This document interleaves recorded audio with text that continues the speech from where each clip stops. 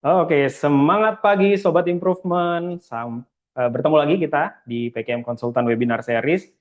Bulan Juni ini kita seru ya, ada 3 webinar series gratis yang akan diselenggarakan atau sudah diselenggarakan dan sedang berlangsung saat ini, yang diselenggarakan oleh PKM Consultants. Minggu lalu kita sudah ada free webinar tentang topiknya adalah Lean Six Sigma. Hari ini kita akan ngebahas topik berikutnya yaitu tentang customer experience, dan nanti di bulan Juni akhir ya tanggal 30 juga masih ada satu topik yang nggak kalah serunya. Senang sekali selama bulan Juni ini kita datang lagi menyapa teman-teman Sobat Improvement ya di ruang-ruang kerjanya gitu ya, di sela-sela kegiatannya untuk sharing-sharing ya terkait topik-topik yang akan terus relevan untuk dunia pekerjaan kita sehari-hari gitu. Oke? Perkenalkan, Sobat Improvement, saya Arif Hanifan. Siang hari ini akan membantu jalannya webinar ya, dan tentunya siang hari ini saya nggak sendirian ya. Nah, kita sore hari ini atau siang hari ini tepatnya gitu ya, kita sengaja berkumpul untuk membongkar satu rahasia besar ya. Gimana caranya ngubah mindset atau merasa pelanggan kita itu supaya merasakan kehadiran bisnis kita gitu ya. Sehingga kehadiran kita itu bisa jadi pertumbuhan revenue organisasi kita gitu ya, teman-teman. Oke. Nah, teman-teman, sobat improvement gitu ya, sadar atau enggak, landscape bisnis saat ini gitu ya, udah berubah total gitu ya. Kenapa saya bilang begitu? Karena kompetitor kita gitu ya, sangat dengan mudah untuk mengcopy atau meniru produk atau jasa kita gitu ya. Dan teknologi kita juga tentunya gitu. Bahkan merusak pasar dengan perang harga yang nggak ada habisnya gitu ya. Dan kita mikir, kayaknya kalau di zaman dulu ada loyalitas gitu ya. Sekarang kita ngelihat kayaknya loyalitas itu nggak ada harganya atau rapuh. Bener nggak pendapat ini gitu ya? Nah, kenapa? Karena sekarang ya, khususnya sejak ada AI gitu ya, pelanggan tuh nggak perlu lagi membandingkan kita dengan kompetitor gitu ya. Kenapa? Karena mereka membandingkan apa yang mereka bandingkan adalah pelayanan kita gitu ya. Mereka membutuhkan experience terbaik yang akan berdampak seumur hidup mereka gitu ya. Entah saat itu memesan jasa kita, memesan hotel, membeli produk gitu ya, atau lewat langsung secara fisikal atau juga lewat online gitu. Nah, banyak dari kita gitu ya sebagai leader melihatnya adalah wah, selama review kita di Google Review atau di aplikasi bintang 5 itu nggak masalah, berarti pelanggan kita senang gitu ya. Tapi ternyata kalau dilihat penjualannya kok menurun ya gitu. Padahal reviewnya bagus-bagus aja. Apa yang terjadi gitu ya? Kok begini gitu setiap pelanggan? Kemana perginya pelanggan kita gitu? Nah, inilah yang disebut sebagai invisible churn gitu ya. Nah, topik ini nanti akan juga dibahas selama webinar gitu ya. Pelanggan kita tuh nggak komplain sekarang gitu ya. Diam, diam, diam, diam, viral gitu ya. Komplain dan menyebarkan ke yang lain atau pindah aja ke kompetitor kita. Nah, satu hal yang penting yang nggak boleh dilupakan adalah tentunya sentuhan emosional kita as human gitu ya untuk memberikan layanan yang terbaik bagi pelanggan kita. Nah, sebelum saya mulai nih teman-teman ya, saya mau minta reaction-nya nih, udah ada cukup banyak yang hadir gitu ya. Saya mau tanya gitu ya ke Sobat Improvement, siapin coba dilihat emoji yang menggambarkan ekspresi teman-teman gitu ya, melihat pelayanan yang pernah mungkin teman-teman dapatkan gitu ya. Apakah baik atau buruk, misalnya selama ini ada pelayanan eh, mau ngubah paket langganan misalnya gitu ya, malah direspon, maaf Pak Bu, kita harus ke cabang ya, nggak bisa di sini gitu, nggak bisa di apa cabang kedua gitu, harus ke cabang utama gitu. Apa yang teman-teman rasakan dari apa ya penyedia jasa atau produk yang teman-teman beli? Apakah sudah satisfied atau belum? Coba, masih membingungkan atau udah satisfied? Boleh kasih love yang sudah satisfied. Yang masih kesel boleh kasih emoji yang nggak nyaman gitu ya. Boleh marah, ada yang ketawa gitu ya. Udah menyenangkan ya berarti ya layanan dari vendor atau dari apa, perusahaan-perusahaan yang kita beli atau pakai jasanya ya, Bapak Ibu ya. Oke, teman-teman. Terima kasih ya responnya. Kita lanjut. Nah, tentunya sesuai dengan topiknya, hari ini kita akan membahas topik yang sangat menarik sekali, yaitu tentang creating customer experience that drives business growth gitu ya. Nggak cuma memberikan experience saja, tentunya kita pengen ini balik ke industri kita atau ke bisnis kita sebagai ya pendorong pertumbuhan bisnis kita gitu ya. Mau cuan intinya. Saya tentu aja nggak sendirian sore hari ini, saya punya 2 narasumber yang sudah mungkin teman-teman kenal ya. Yang pertama ada Pak Altaf Tibian, boleh kita sapa Pak Altaf, apa kabarnya? Boleh di-unmute dulu Pak Altaf sebentar, say hi ke teman-teman Sobat Improvement. Halo Dan Sobat tentunya yang Improvement. kedua adalah Pak Resi Kesowo ya. Pak Resi, beliau adalah Customer Experience Practitioner. Halo Pak Resi. Halo semua, salam kenal. Halo, siap ya untuk sharing ya? Oke ya. Pak Altaf Tibian sendiri adalah konsultan dari PKM ya, yang akan membedah nanti eh, customer experience dari kacamata strategi bisnisnya gitu ya, dan juga dampaknya ke bisnis. Dan nanti Pak Resi akan sharing gimana sih culture dan customer experience development itu sendiri gitu ya, harus dilakukan gitu. Nah teman-teman, eh, mungkin yang baru pertama kali join ya, hari ini agenda kita dari jam 2 sampai jam 4 sore ya. Nanti akan bergantian dari Pak Altaf dan juga Pak Resi yang akan sharing. Kemudian kita ada sesi tanya jawab. Teman-teman yang mau bertanya silahkan. Nanti kita akan buka live session ya. Boleh tanya jawab secara langsung. Tapi kalau mau nanya lewat kolom chat atau kolom Q&A silahkan tulis aja ya. Nama dan nama perusahaannya, terus kemudian pertanyaannya apa. Nanti kita akan bacakan, atau kalau berkenan nanti kita boleh minta teman-teman untuk sambil ngobrol ya dengan narasumber kita hari ini. Baiklah, buat teman-teman yang baru pertama kali join di webinar PKM Konsultan, kami adalah PKM, sebuah lembaga training dan consulting ya, yang sudah berdiri sejak 1987, kalau 1800 ketuaan ya, 1987, kita udah hampir 40 tahun nih usianya gitu. Next, nah PKM punya beberapa layanan ya, baik itu consulting, public training maupun in-house training gitu ya. Dan kami tentunya salah satunya adalah topik service excellence, itu adalah salah satu layanan yang PKM konsultan berikan untuk klien-kliennya, baik dalam consulting, public ataupun in-house training. Next.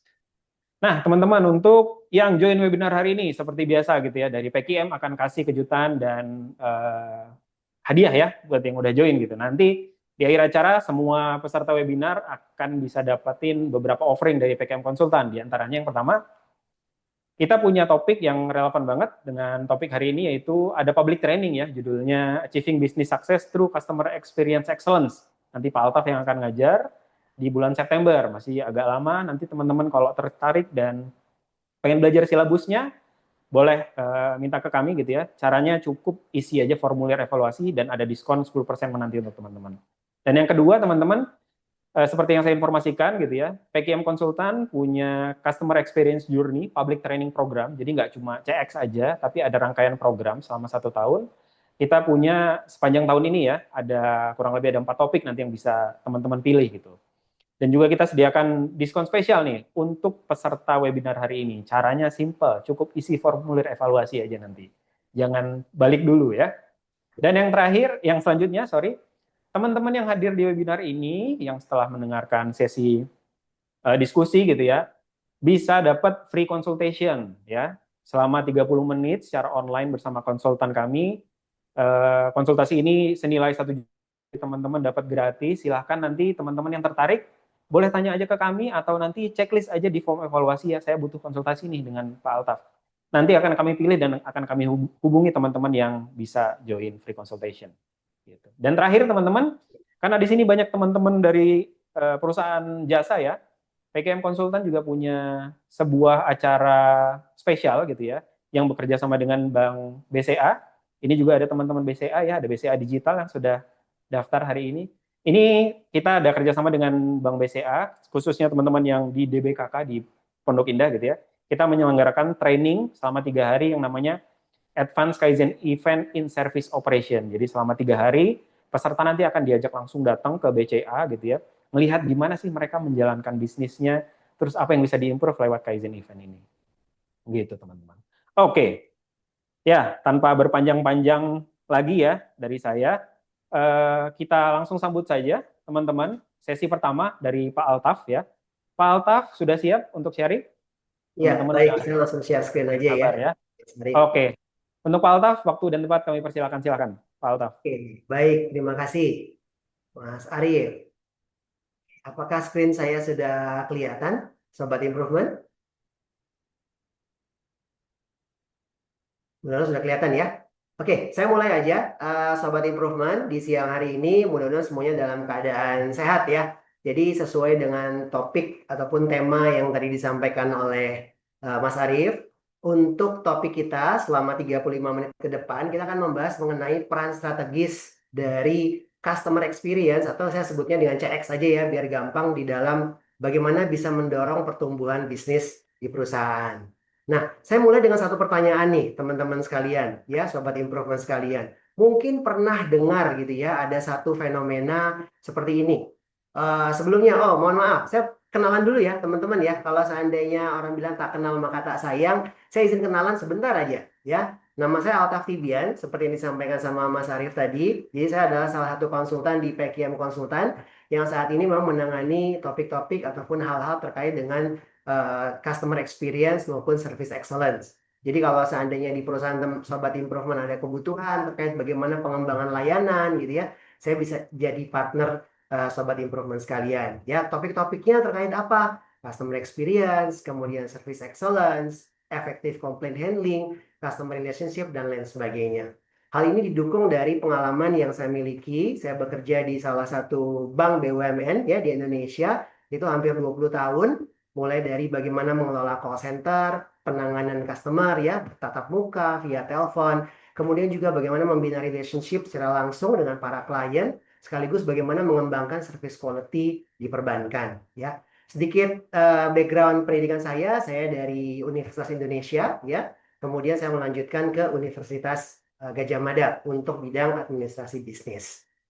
Ada beberapa sertifikasi yang saya ambil untuk membantu proses pekerjaan seorang konsultan, tentunya untuk metodologi training, kemudian juga komunikasi efektif, dan juga yang paling utama adalah bagaimana mengembangkan tim nih di dalam pelayanan. Saya juga mendalami metode coaching. Nah, kurang lebih seperti itu dari pengalaman maupun kompetensi saya yang mungkin bisa dimanfaatkan nih sama Sobat Improvement pada saat nanti ingin berdiskusi terkait dengan topik yang memang kita bawakan.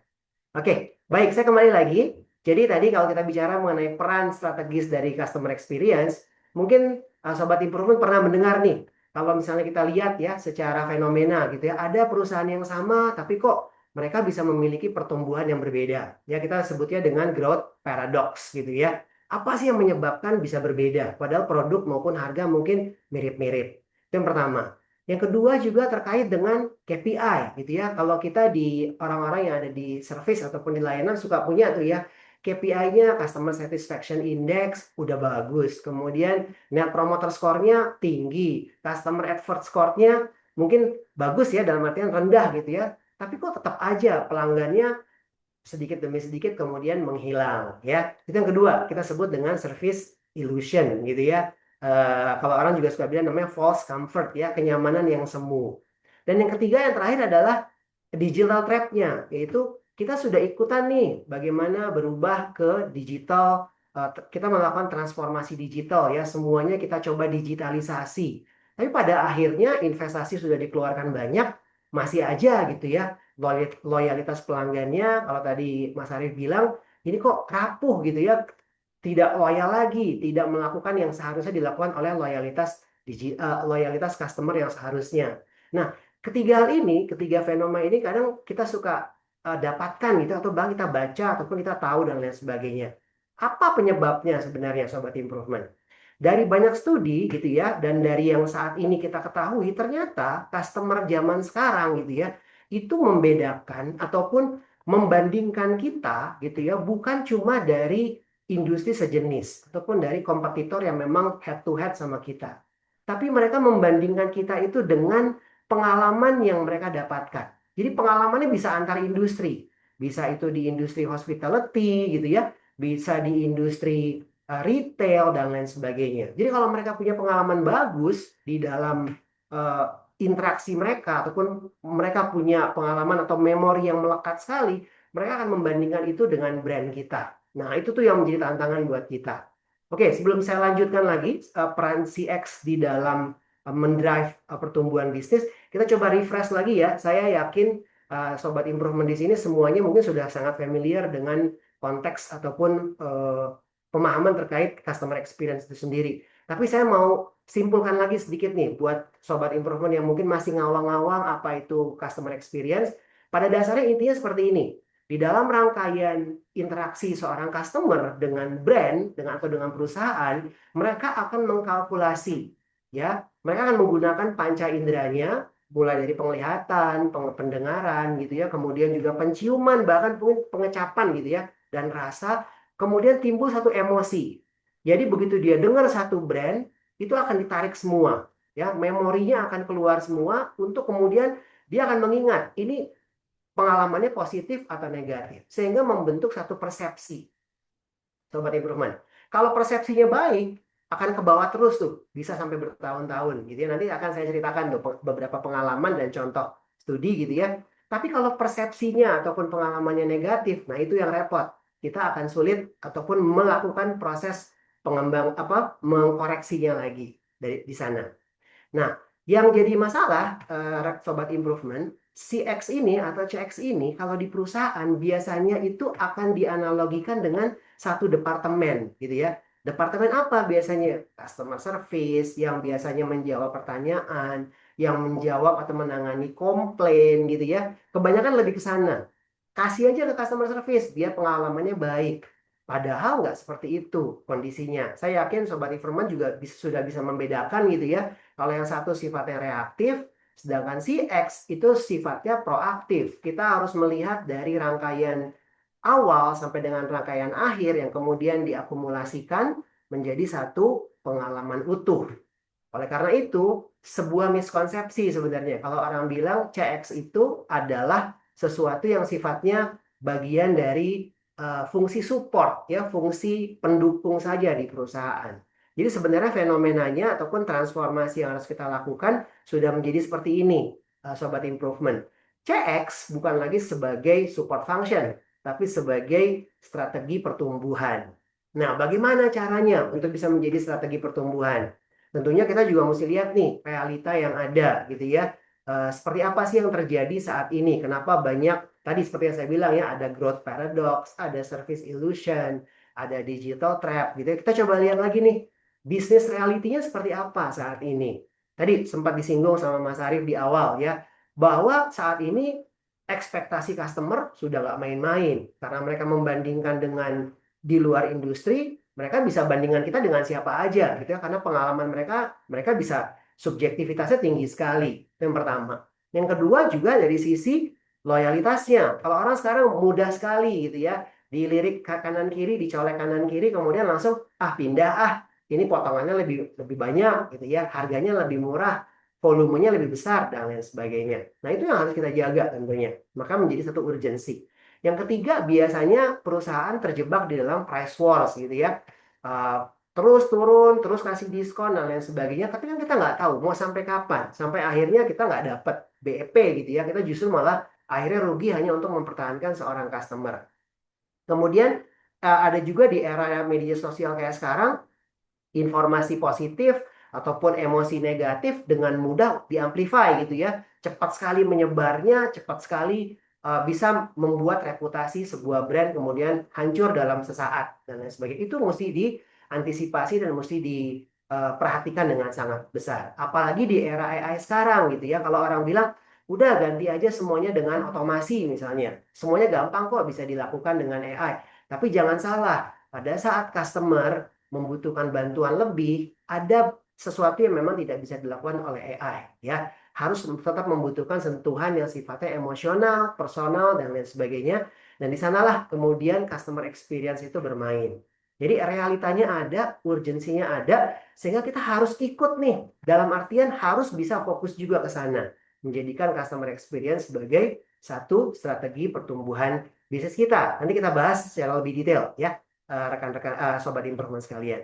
Nah, saya coba lihat nih untuk mendukung tadi yang saya sampaikan tadi, bagaimana realitanya, bagaimana urgensinya. Kita coba masuk ke dalam satu studi kasus ya, riset gitu ya, riset yang dilakukan oleh lembaga riset internasional. Saya yakin Sobat Improvement sudah kenal ya, PricewaterhouseCoopers. Dalam satu studinya dia bilang bahwa pelanggan itu bersedia membayar 16% lebih mahal ya untuk mendapatkan customer experience yang lebih baik. Nah, bayangin tuh, kalau mereka berani bayar lebih mahal, kira-kira akan terkait nggak dengan pertumbuhan bisnis? Udah pasti dong, dalam artian, makanya kita bisa sampaikan lagi bahwa ya, CX sudah bukan support function lagi, tapi lebih ke strategi bisnis. Kalau aja satu orang customer berani bayar 16% lebih mahal, gimana kalau kita punya customer base-nya lebih dari 1.000 bahkan 1 juta orang? Sudah berapa? 16% dikali dengan penambahan tersebut. Nah, insight-nya apa, Sobat Improvement? Intinya adalah kita bisa menggantikan tadi yang disampaikan price war itu dengan keunggulan kompetitif kita dengan fokus kepada delivering customer experience yang positif. Yang kedua, CX itu udah bukan ngomongin support lagi gitu ya, bukan cuma sekedar service quality, tapi udah ngomongin revenue, profitabilitas, dan lain sebagainya. Dan yang perlu diperhatikan juga pergeseran dari apa ya, ibaratnya generasi customer sekarang gitu ya. Mungkin Sobat Improvement ada yang pernah baca buku dari Blake Morgan ya, Customer of Future ya. Itu bilang Gen Z itu jauh lebih memperhatikan yang sifatnya pengalaman mereka. Jadi mereka tuh udah nggak zaman kayak generasi sebelumnya ya, lebih suka beli produk atau lebih suka sesuatu yang sifatnya dimiliki sendiri. Mereka lebih senang sharing.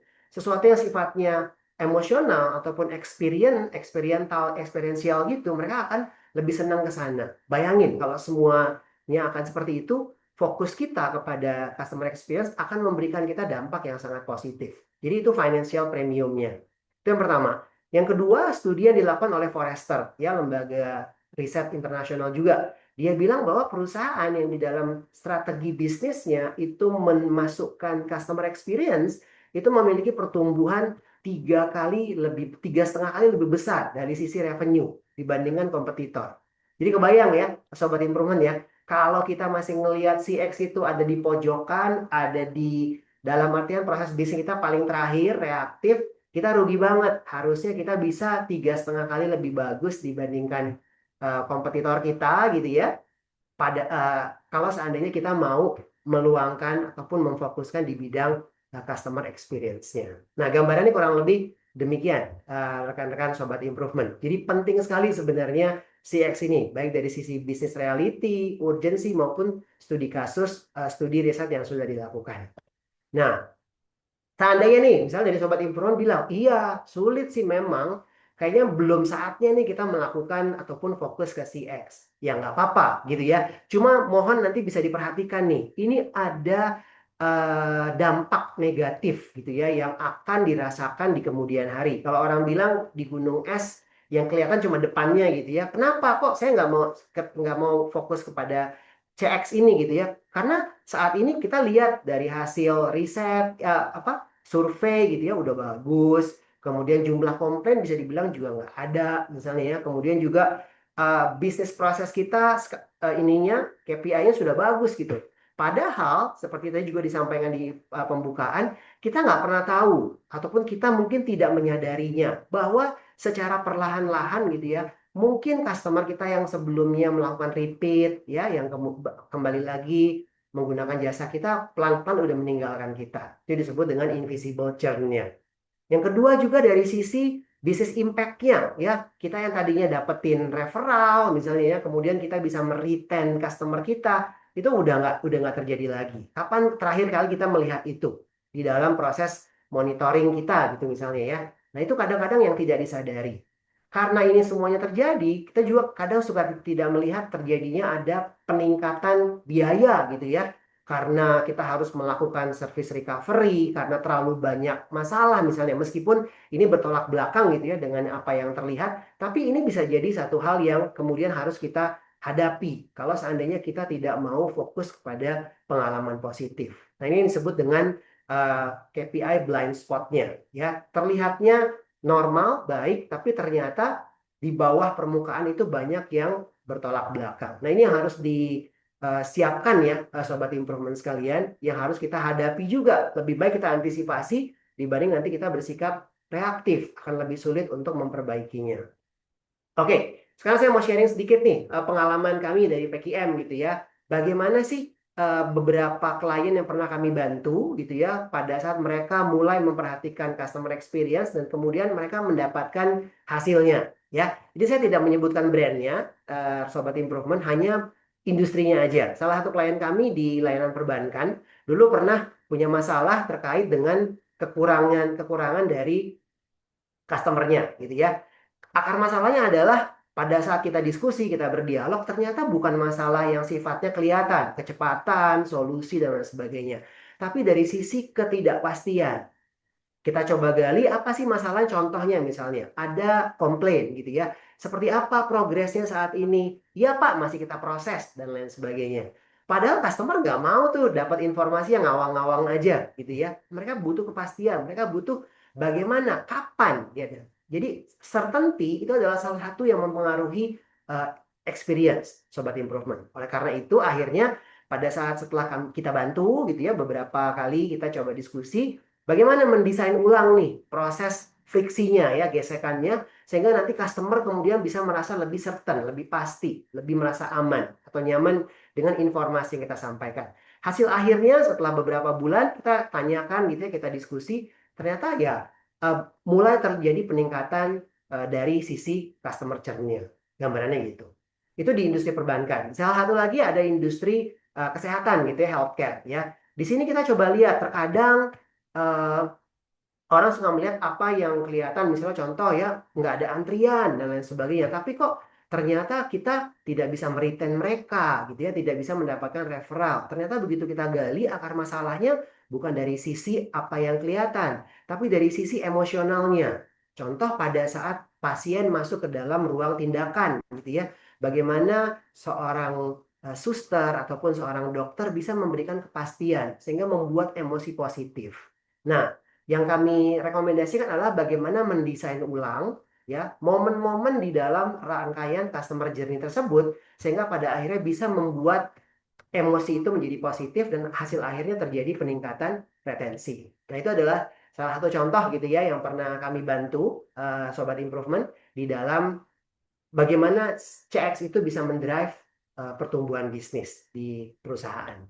Nah, jadi saya bisa simpulkan sedikit bahwa CX itu disadari atau tidak sebenarnya adalah pendorong dari pertumbuhan bisnis. Kenapa? Tadi ya kalau dia bisa menciptakan customer yang loyal, maka akan terjadi itu customer return, customer repeat, customer repurchase ya. Bahkan customer pun mungkin merekomendasikan. Customer yang loyal juga nanti bisa kita jadikan peluang untuk cross selling. Mereka nggak terlalu peduli dengan premium price ya dan lain sebagainya.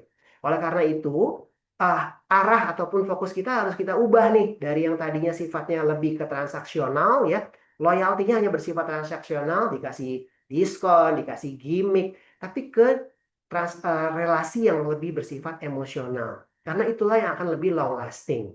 Nah, frameworknya kurang lebih seperti ini nih, Sobat Improvement.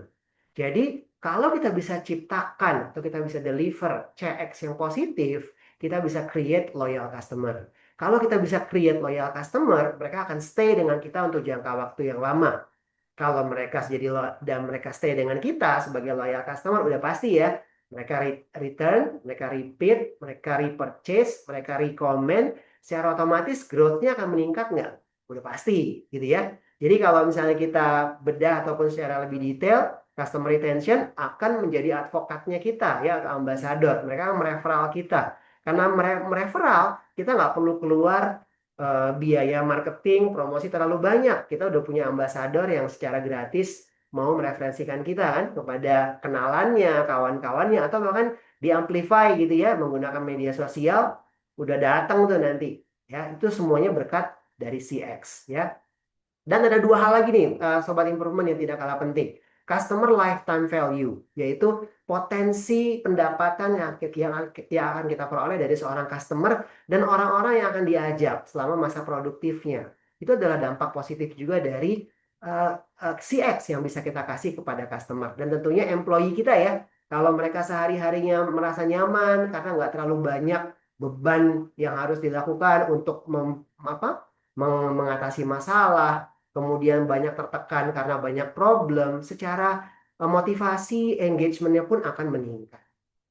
Nah, secara cepat saya akan share kepada Sobat Improvement sekalian, contoh dari CX Leader, gitu ya. Dan tadi kan kita kasih contoh yang pernah kita bantu. Kalau sekarang kita mau lihat yang lebih ke depan, kayak apa sih perusahaan yang saat ini memang karena mereka fokus kepada CX, kemudian mereka jadi perusahaan yang luar biasa maju. Yang paling gampang kita lihat aja kalau di industri penerbangan gitu ya, siapa sih yang nggak kenal dengan Singapore Airlines. Kalau kita lihat ya hampir sama ya, rutenya sama, bisa kemana-mana, maskapai yang pesawatnya juga sama antara Airbus ataupun antara Boeing misalnya ya. pricing juga mirip-mirip, dan teknologi yang ada di dalam pesawatnya dan lain sebagainya. Tapi apa yang membedakan sehingga customer mau membayar premium price untuk menggunakan maskapai tersebut, ya? Yang kita lihat di sini, Sobat Improvement, adalah Singapore Airlines bukan melihat hanya dari sisi core produknya saja. Mereka melihatnya dari sisi mereka adalah sebagai reassurance provider, trust provider. Mereka memberikan rasa aman, rasa nyaman gitu ya, rasa kenyamanan selama perjalanan. Jadi customer itu nggak akan cuma ingat saya berangkat dari Jakarta sampai Singapura ataupun mungkin sampai New York gitu ya. Tapi bagaimana selama saya penerbangan saya diperlakukan. Nah, itu yang menarik tuh sebenarnya. Seberapa nyaman, konsistensinya gimana saat saya pakai pada saat pergi sama saat saya pulang. Apakah sama? Dari banyak riset, banyak customer yang kemudian menyampaikan, saya sih selalu dapetin experience yang oke gitu ya, mulai dikasih treatnya dan lain sebagainya. Banyak Sobat Improvement nanti bisa lihat di YouTube gitu ya, keunggulan dari Singapore Airlines. Ini kenapa mereka bisa menjadi CX leader yang pertama gitu ya. CX leader yang kedua, saya akan bahas mengenai satu industri, yaitu industri hospitality ya. Kita coba ambil salah satu hotel yang memang terkenal banyak ininya ya, reputasi positifnya, yaitu Ritz-Carlton ya. Sama seperti Singapore Airlines, kalau kita lihat secara permukaan, lokasinya ya nggak jauh-jauh, nggak mirip, nggak apa, ibaratnya nggak jauh-jauh beda gitu ya. Pasti ditaruhnya di lokasi-lokasi yang memang strategis gitu ya. Kamarnya juga fasilitasnya sama, restorannya, teknologi dan lain sebagainya. Ini semuanya mudah ditiru.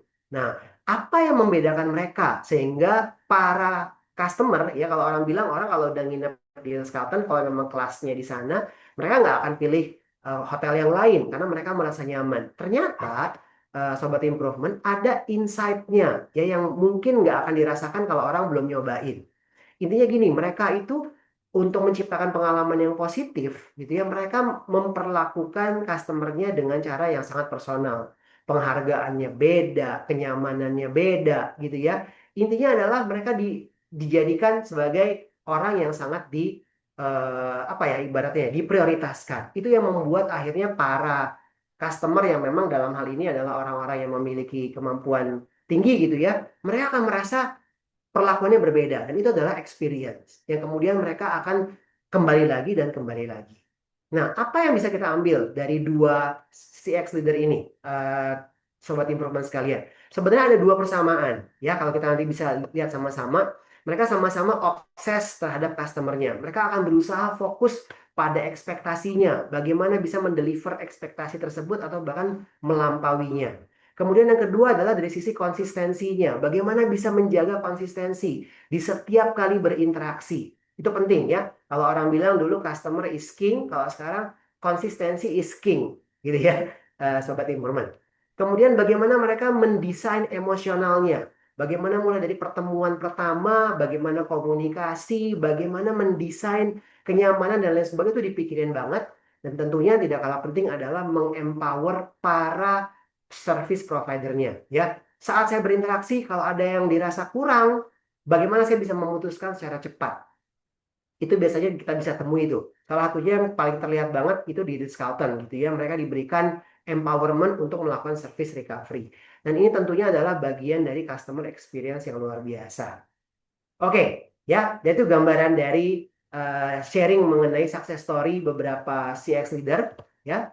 Jadi kalau kita lihat sekarang apa nih trennya? Kenapa kita harus segera? Kenapa kita harus segera fokus kepada customer experience dan opportunity apa yang kita miliki? Yang pertama tentunya, Sobat Improvement, di era AI ini tidak semuanya juga harus diotomasi gitu ya. Boleh, nanti ada beberapa yang bisa kita otomasi, kita berikan, dibantu gitu ya, memang sangat membantu sekali. Tapi kalau pada saat customer membutuhkan sentuhan personal, nah disitulah kita turun. Tentunya nanti harus ada pengembangan, harus ada bagaimana kapabilitas itu dibangun untuk bisa menangkap peluang untuk menciptakan pengalaman yang positif. Itu yang pertama. Yang kedua adalah customer sekarang sudah menuntut terjadinya seamless journey ya di semua saluran yang ada di perusahaan. Jadi kalau kita bicara omni channel gitu ya, di saluran tatap muka, telepon, tertulis, media sosial harus konsisten, tidak boleh ada yang berbeda. Itu jadi salah satu hal yang harus diperhatikan sekali. Kalau itu bisa kita jaga, maka CX kita pun akan positif. Yang ketiga adalah tadi bicara AI juga gitu ya. Kita punya data voice of customer. Dengan bantuan AI kita bisa cepat mendapatkan insight-nya untuk kemudian bisa tahu nih bagian mana yang harus kita improve ya. Kita banyak bantu klien juga sobat improvement bagaimana sih menerjemahkan voice of customer untuk menjadi peluang improvement mereka, membuat standar pelayanan yang lebih baik.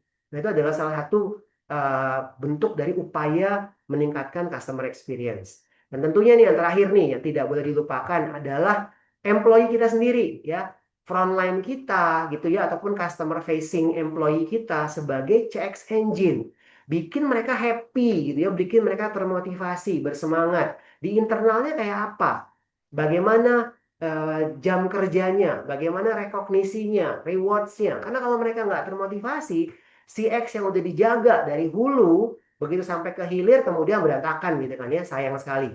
Nanti bagaimana membangun culture-nya nanti akan dibahas oleh Mas Resi ya di sesi selanjutnya. Jadi ini nih Sobat Improvement, ada tren dan ada opportunity yang bisa Sobat Improvement manfaatkan.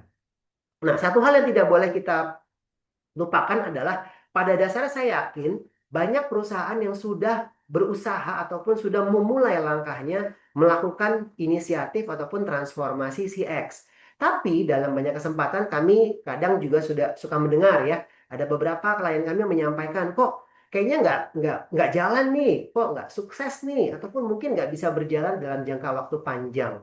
Nah, dari beberapa kesempatan kami menemukan ada beberapa hal yang menyebabkan inisiatif ataupun transformasi itu tidak berjalan dengan sesuai yang diharapkan. Ya kalau orang bilang intensi aja, maksud aja nggak cukup gitu ya. Yang perlu diperhatikan adalah pertama, kenapa bisa gagal? Karena CX biasanya dilakukannya secara skopnya departemen, ya terkotak-kotak. Padahal customer akan melihatnya dari sisi lingkup customer journey-nya mereka. Apabila journey-nya itu terkait dengan beberapa unit atau departemen, maka apabila departemen yang belum memiliki mindset CX yang sama, secara otomatis experience-nya kan akan berkurang atau negatif, sehingga tidak berjalan dengan baik. Yang kedua, ini yang paling sering kita temui ya, kalau orang bilang kalau kita mengembangin layanan, salah satunya ya sebagai salah satu faktor utama dari CX adalah pelayanannya, tapi yang dikembangkan hanya pelayanan teman-teman frontline. Nah ini bahaya, Sobat Improvement. Kenapa? Frontline tidak akan bisa memberikan yang terbaik kalau tidak mendapatkan support dari supporting unitnya. Oleh karena itu, kapabilitas terkait CX harus bisa disamaratakan, baik customer facing maupun support function. Kalau support function punya semangat yang sama, dia akan mensupport customer facing ataupun frontline apabila membutuhkan bantuan ya secara cepat. Karena kalau orang yang biasa di belakang tuh, mohon maaf, kadang suka bilang, nggak ketemu customer kok, nggak apa-apa gitu ibaratnya gitu ya. Padahal hasil akhirnya akan sangat dirasakan oleh eksternal customer kita. Nah itu yang kedua. Yang ketiga adalah tidak memiliki framework yang praktis. Praktikalnya tuh nggak tahu gimana, masih meraba-raba gitu ya. Gimana nih caranya? Mulai dari mana? Kemudian apa yang harus dilakukan? Endingnya di mana? Meskipun CX itu ibaratnya sesuatu yang never ending ya, selalu akan ada siklusnya. Jadi 4 hal ini yang banyak kami temui yang dilakukan sehingga akhirnya membuat orang jadi merasa kayaknya ini perlu dibantu nih, kayaknya perlu kita perlu tahu nih frameworknya seperti apa ya. Nanti akan ada strukturnya Sobat Improvement yang akan bisa di-sharing juga ke Sobat Improvement sekalian. Jadi kalau saat dari sini, berangkat dari sini Sobat Improvement kira-kira apa sih yang bisa kita lakukan nih sebagai quick win saja gitu ya, ataupun dalam jangka waktu dekat. Jadi untuk merekap sharing saya hari ini sebagai penutup juga, untuk Sobat Improvement sebagai para leader di unit ataupun departemen masing-masing, jangan berkecil hati apabila memang tidak kita mulai secara besaran gitu ya. Kita nggak apa-apa, bisa mulai dari departemen kita dulu. Minimal departemen kita yang kita tonjolkan kemampuan CX-nya. Nanti bisa diduplikasi, bisa diadopsi, ya. Kemudian akan terasa tuh efek bola saljunya, syukur-syukur kemudian akan dibuy-in sama top management sehingga nanti bisa akhirnya melakukan transformasi secara besaran. Nah, apa yang harus dilakukan? Yang sifatnya actionable ya. Yang pertama, teman-teman nanti Sobat Improvement bisa lihat Coba identifikasi nih di dalam customer journey yang kemudian pernah mampir di tempat saya, mana yang friksinya paling tinggi, gesekannya paling tinggi, bikin itu jadi pain point. Itu nanti diidentifikasi. Ya, klien-klien kami banyak kami bantu untuk mengidentifikasi dulu, ya. Kemudian yang kedua, bukan cuma dari sisi identifikasi, tapi dari sisi pengukurannya juga. Jadi kalau di dalam siklus gitu ya, ada strategi, ada desain gitu ya. Nah, di dalam desain itu nanti akan ada proses pengembangan dan ada pengukuran. Nah, pengukuran ini penting, Sobat Improvement. Kenapa? Karena kita jadi tahu mana yang berjalan, mana yang tidak berjalan. Nah, yang menjadi catatan adalah KPI itu jangan yang sifatnya hanya kuantitatif, harus kualitatif juga, harus melihat dari sisi emosionalnya. Nah, karena di sini nanti akan terkait dengan pengalaman. Kalau cuma angka saja, kadang kita nggak bisa dapetin insight-nya nanti. Nah, yang terakhir tentunya harapannya nanti akan menyebar ke dalam departemen yang lain, timbullah satu proses membangun cross function ya, antar fungsi itu saling membangun, memiliki rasa kepemilikan yang sama. Kalau ownership-nya udah tumbuh, Sobat Improvement, biasanya customer journey itu akan berjalan dengan seamless ya, karena semuanya sudah memiliki visi mindset yang sama, mau memberikan lebih di masing-masing titik yang dilalui oleh customer. Jadi kurang lebih seperti itu, Sobat Improvement sekalian. Jadi kalau saya simpulkan, kita mulai dari apa yang tadi fenomena yang terjadi gitu ya, yang kita suka lihat, kemudian kita melihat realitinya seperti apa. Dari reality baru kita menyadari bahwa CX itu sudah bukan lagi support function, tapi merupakan satu strategi bisnis. Ya, dari saya itu saja, Sobat Improvement sekalian. Mudah-mudahan bisa memberikan gambaran mengenai pentingnya CX ataupun peran CX yang memiliki peran strategis di dalam pertumbuhan bisnis di tempat Sobat Improvement masing-masing. Mudah-mudahan bermanfaat. Saya akhiri pemaparan saya kembalikan kepada Mas Arif. Silakan. Terima kasih. Oke. Oke, thank you Pak Altaf. Terima kasih ya. Terima kasih kembali. Oke. Nah, Sobat Improvement tadi menarik ya yang di-share oleh Pak Altaf gitu. Jadi tadi ada cerita terkait Ritz-Carlton dan juga Singapore Airlines gitu ya. Ya produknya nggak bisa ditiru ya. Mudah bisa ditiru mungkin gitu ya. Tapi ya experience-nya sulit tuh untuk dibangun ya gitu. Dan terus juga tadi di bagian akhir Pak Altaf sempat mention soal key takeaways gitu ya. Ada tahapan-tahapan yang bisa dilakuin gitu ya. Ada tahapan-tahapan yang bisa dilakukan dan sekali lagi teman-teman kalau yang tertarik untuk diskusi dan mendapatkan free consultation dengan Pak Altaf, kita juga menyediakan ya. Jangan lupa nanti isi formulir evaluasi buat yang pengen gitu ya.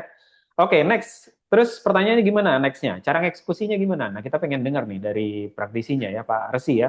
Pak Resi next session akan di take over sama Pak Resi, tapi buat Sobat Improvement, boleh tolong siapkan handphonenya karena ada pertanyaan sedikit nih dari Pak Resi ya. Oke, udah disiapin handphonenya, nanti tolong scan di layarnya, kita siap-siap jawab pertanyaan dari Pak Resi. Untuk itu Pak Resi, waktunya kami persilahkan. Terima kasih Mas Arif. Selamat siang teman-teman semua, Bapak Ibu sekalian.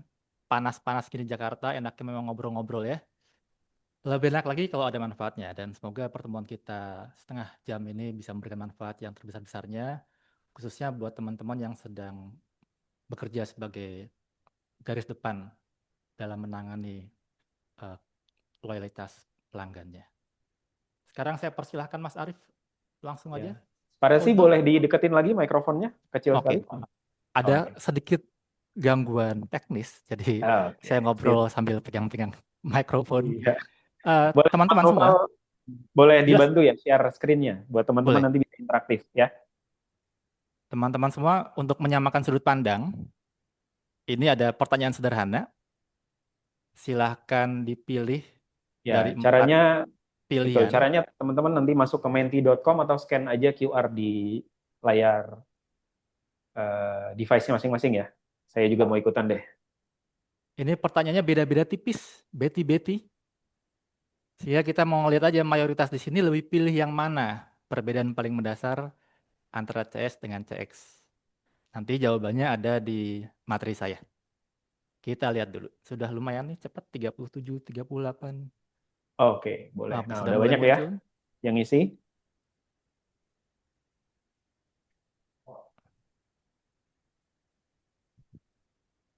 Yang lain masih Oke. bingung-bingung sepertinya. Ya.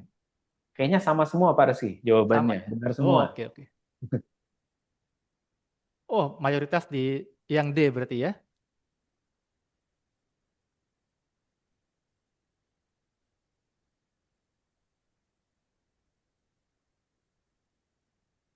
Oke. Oke, teman-teman boleh diisi lagi ya, teman-teman. Yang masih belum, silakan scan QR di layar atau masuk ke menti.com, isi kodenya adalah 82194803. Udah 49 yang mengisi ya. Jompa ini apa? Parasi ya, udah kelihatan ya? Mana yang paling banyak dipilih? Sudah kelihatan. Oke. Sudah kelihatan.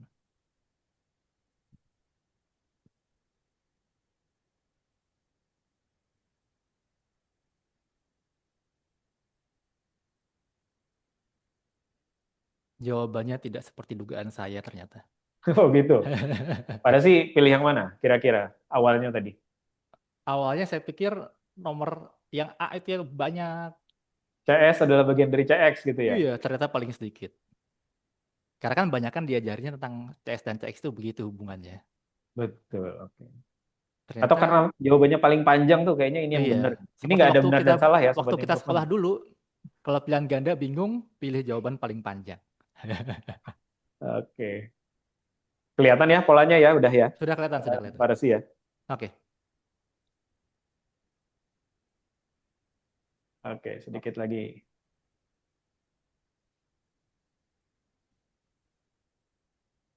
Oke.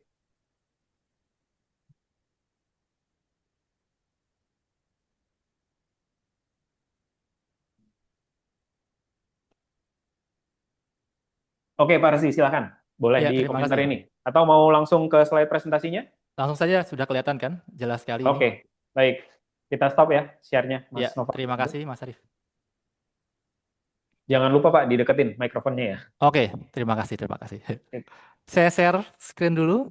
Mohon tunggu.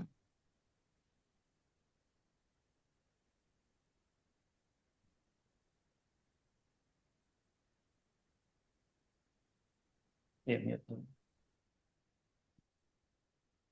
Sudah terlihat kah? Oke, sudah terlihat Pak. Sudah ya? Ya, silakan. Oke, sebentar. Jadi, sebentar. Saya sambil cerita teman-teman sekalian, terima kasih sudah menjawab tadi Mentimeternya. Eh, semua pilihan sebenarnya bisa-bisa saja. Hanya memang arah kita pembicaraan hari ini lebih banyak ke yang nomor D tadi, pilihan D yang teman-teman semua sudah pilih. Sebelumnya saya izinkan saya memperkenalkan diri dulu. Nama saya Resi Kesowo. Saya pertama kali bekerja itu di Auto 2000, saya MT-nya Astra dulu tahun 2001. Nah, sambil saya cerita tentang diri saya, CV saya juga mau menceritakan pengalaman saya dalam melihat perkembangan CS di Indonesia di awal 2000-an sampai sekarang yang namanya sudah bukan CS lagi, tapi banyakkan menjadi CX. Jadi kalau nanti teman-teman pengen tanya, bingung, berbeda pendapat dengan saya, langsung saja, biar lebih enak kita diskusinya. Ketika saya masuk di tahun 2000 tuh saya masuk sebagai MT training. Sebenarnya saya ragu-ragu masuk di MT training karena waktu kuliah, saya kuliah di psikologi, senior saya itu ada yang pindah bagian, dia sudah kerja, cerita ke saya, aku pindah bagian dari training ke marketing research. Saya tanya, kenapa pindah? Susah kalau di training. Orang-orang itu susah berubah. Capek sendiri aku. Mendingan aku ke marketing research yang lebih jelas arahnya. Jadi ketika saya diterima di Auto 2000, ragu-ragu juga sebenarnya. Apa benar orang itu susah berubah? Gampang apa enggak sih? Di sana saya 2001, 2002, 2003 saya dapat tawaran dari salah satu konsultan yang fokusnya pada peningkatan kualitas layanan. Saya pindah ke sana dan ketika saya pindah ke sana, keraguan saya tentang apakah orang bisa berubah itu hilang sudah. Kenapa? Kalau di CV, kalau teman-teman lihat, Service Quality Improvement 2003 sampai 2007, itu Kebetulan sekali ketika saya masuk, itu dunia per-CS-an di Indonesia tuh sedang mengalami perubahan yang besar. Itu mungkin hal termasif yang pernah saya lihat mengenai perubahan perilaku karyawan di satu industri. Bukan hanya di satu perusahaan, satu industri, yaitu perbankan. Kalau yang tahu situasinya saat itu, MRI bersama Infobank itu mengadakan kompetisi kualitas layanan antar bank yang namanya Bank Service Excellence Monitor. Jadi ada mystery shopping ke seluruh Indonesia, terus diperingkatkan masuk di Infobank. Semua bank-bank besar tuh berlomba-lomba ingin masuk peringkat. Sehingga tuh trainingnya gila-gilaan. Semua frontline, semua pejabat cabang di training, masif banget. Dan kami sebagai lembaga yang fokus pada pengembangan kualitas layanan, kebagian juga. Dan dulu, awal 2000-an tuh pelayanan frontline belum seperti sekarang. Teller dan CS itu melayani nasabah itu masih duduk, nggak senyum, nggak berdiri, nggak pakai salam, nggak pakai sapa, boro-boro sebut nama. Jadi pokoknya lebih banyak ke transaksinya daripada interaksinya. Bahkan di meja CS dan teller tuh kadang-kadang sering kali ada teleponnya. Jadi ketika sedang melayani nasabah, telepon bunyi, ya ngobrol dulu sama telepon, nasabahnya ditinggal. Jadi ya ketika di training itu resistennya banyak. Kalau dipikir lucu-lucu lah. Ada teller 45 tahun yang nggak mau berdiri karena capek. Aku udah tua mas, capek kalau setiap kali nasabah datang berdiri, terus duduk lagi, berdiri, terus duduk lagi. Kemudian nggak ada mbak-mbak yang nggak mau senyum karena ngerasa mukanya jelek kalau senyum. Aku kalau senyum tuh jelek, aku nggak mau. Ada juga CS yang nangis gemeteran ketika dimarahin nasabah. Jadi dia setiap kali ketemu nasabah yang mukanya galak aja tuh udah gemeter. Nada keras dikit, nangis. Wah, suara saya mulai mengecil ya, mohon maaf. Dibentak dikit, nangis. Nah, ketika mereka ikut pelatihan, awalnya memang terlihat resistensi ya, tapi diberikan pelatihan service mindset, service skill, role play berkali-kali. Kita ajak juga mereka mystery shopping ke beberapa bank terdekat. Sedikit demi sedikit, semuanya berubah. Sebagian besar sudah mulai bisa ngikutin apa yang diharapkan perusahaannya, sampai ke cabang ketemu sama yang sudah pada training, saling ngajarin, saling belajar, sehingga ketika nasabah datang berubah, sampai nasabah pada komentar, kok lu beda sekarang ya? Kalau nasabah yang nakal sampai ngomong, salah makan obat apa lu? Nyalamin gua biasa juga enggak. Dan karena mayoritas bank besar berlomba-lomba mengejar peringkat MRI, maka dalam waktu beberapa tahun, standar perilaku frontline hampir semua bank di Indonesia jadi mirip. Serupa dengan yang dinilai dengan MRI. Sampai sekarang kurang lebih gitulah. Jadi kalau ngomongin titik awal mula perubahan besar-besaran berhubungan dengan servis di Indonesia, salah satunya terjadi di perbankan. Di awal 2000-an. Ketika MRI masuk Infobank, terus bank-bank berlomba-lomba ikut ke sana. Dari situ, saya yakin dunia pengembangan SDM itu bermanfaat buat orang lain. Sehingga saya fokus untuk pembangunan budaya kerja, pengembangan kepemimpinan, dan pengembangan kualitas layanan. Nah, kemudian, mohon tunggu sebentar, saya agak ada masalah dikit.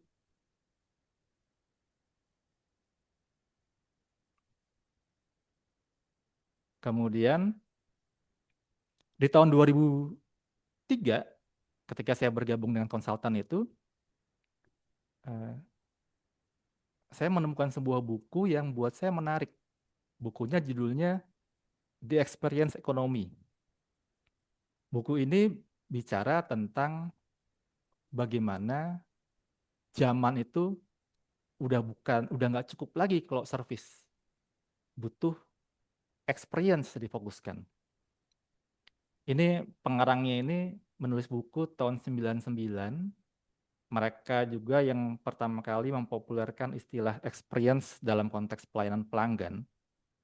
Nah, di dalam bukunya, dalam artikel-artikel yang beliau tulis, ada kata-kata yang buat saya menarik.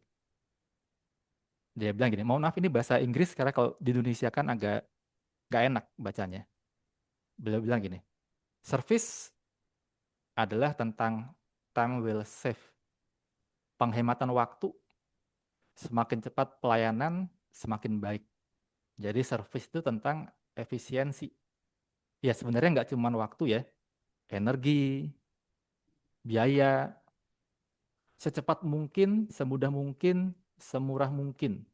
Itu adalah service. Sementara experience, CX, adalah tentang time well spent, penggunaan waktu yang bermanfaat, yang worth it, yang berkesan, memorable. Kalau service customer ingin selesai secepat mungkin, kalau experience customer malah kalau bisa ketemu lagi, betah dia, karena terkesan, terpukau. Wah, keren banget ya. Sehingga menurut pengarangnya, Joseph Pine, untuk unggul dalam persaingan, kita harus bisa memberikan pengalaman sedemikian rupa kepada customer, sehingga customer terkesan banget. Bahkan ya rela membayar lebih mahal karena sudah layak dan sepantasnya, menurut beliau-beliau itu. Dan di buku itu, ini saya sambil menggambarkan sejarah sedikit, dituliskan ilustrasi tentang kopi. Saya yakin Bapak Ibu sudah pernah dengar, saya tekankan lagi aja. Jadi biji kopi mentah, komoditas, kalau di sini biasa dijual kiloan. Kalau dijadikan secangkir kopi mungkin ya harganya cuma sekitar $0,01 lah, komoditas, banyak di mana-mana. Ketika masuk ke pabrik, diolah di pabrik, jadi produk, misalnya jadi kopi sasetan, harga secangkirnya naik, jadi kurang lebih 0,05 lah.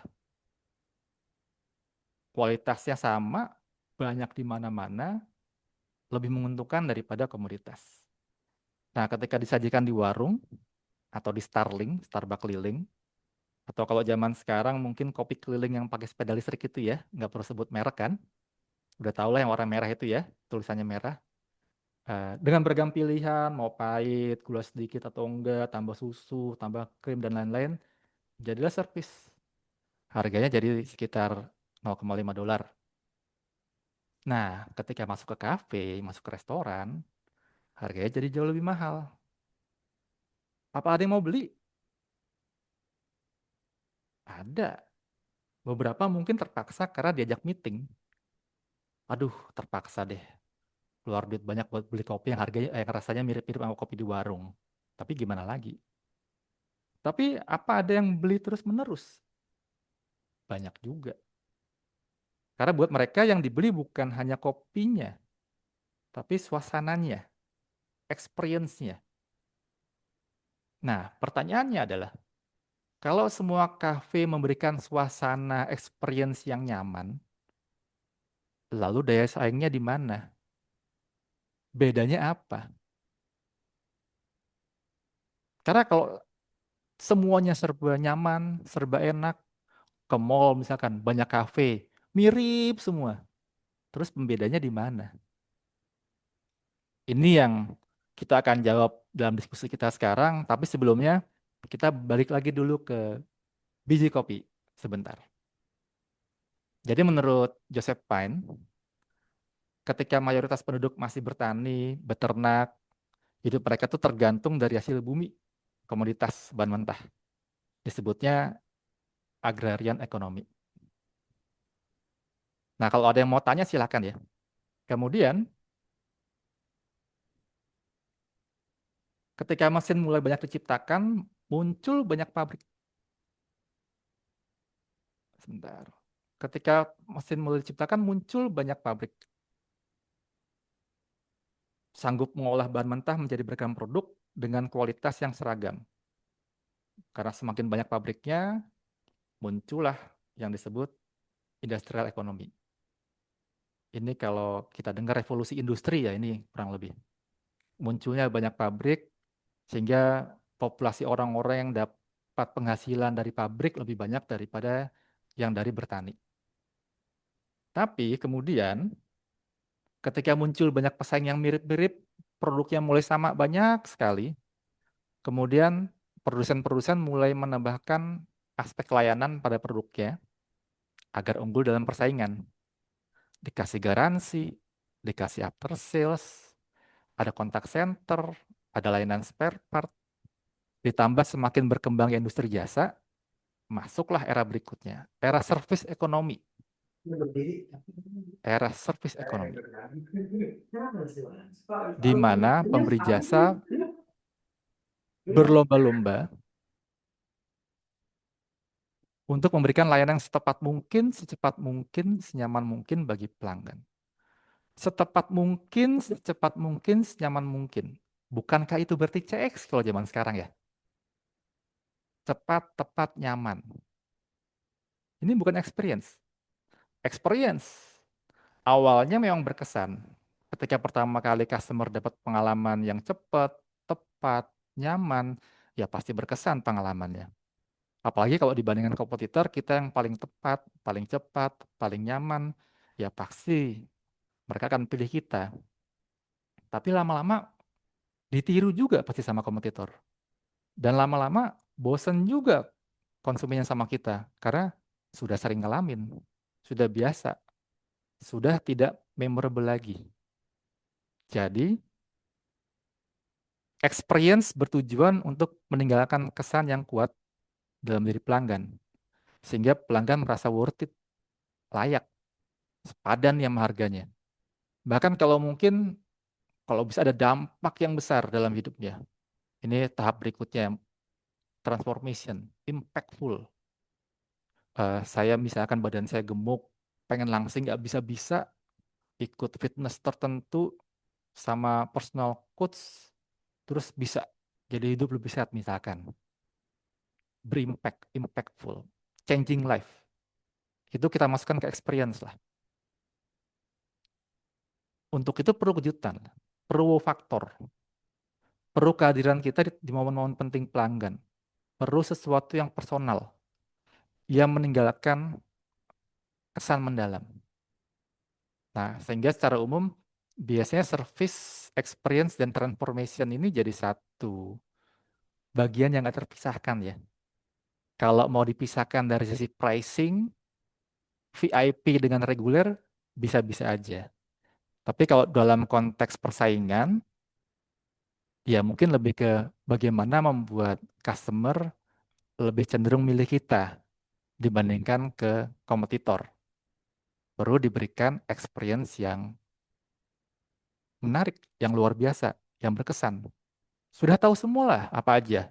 Kejutan hari ulang tahun, kejutan hari jadi pernikahan, kejutan untuk anak nasabah karena diterima di perguruan tinggi negeri, dan lain sebagainya. Tapi kalau gitu jarang kan ya? Ulang tahun cuma setahun sekali. Pernikahan sama juga. Anak nasabah diterima di perguruan negeri berapa tahun sekali. Lalu apakah kita jadinya CX itu jarang dilakukan? Ya memang nggak perlu setiap pertemuan diberikan kejutan. Karena kalau setiap kali ketemu dikasih kejutan, lama-lama udah bukan kejutan lagi, udah biasa. Karena mereka berharap hal tersebut. Anggap service sebagai pertemanan, experience sebagai persahabatan. Sama seperti persahabatan, tidak selalu ada wow faktor. Tapi trust yang terbangun, keterikatan emosinya, keseruan ketika kumpul bareng, itu yang memorable. Dan untuk menjadi sahabat, seringkali butuh pemicu. Pemicunya apa? Ya wow faktor itu. Pengalaman tak terlupakan. Kalau sudah kena wow faktor, selanjutnya tinggal bagaimana kita bisa menjaga momentum aja. Ketika customer dapat wow dari kita, dikejutkan, dapat pengalaman yang luar biasa dari kita, terus membagikannya ke media sosial, jadi viral kemana-mana, sehingga banyak orang yang pengen datang ke tempat kita.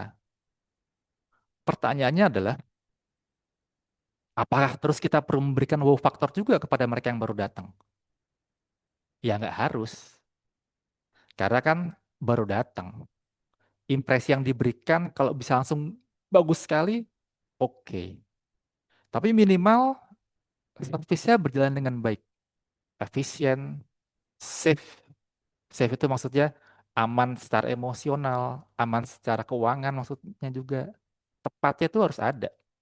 Sehingga orang-orang yang datang karena terpancing viral tadi bilang memang bagus tempatnya, worth it. Akhirnya lama-lama orang datang ke kita terus. Dan di kita tuh kan zaman sekarang gampang viralin ya.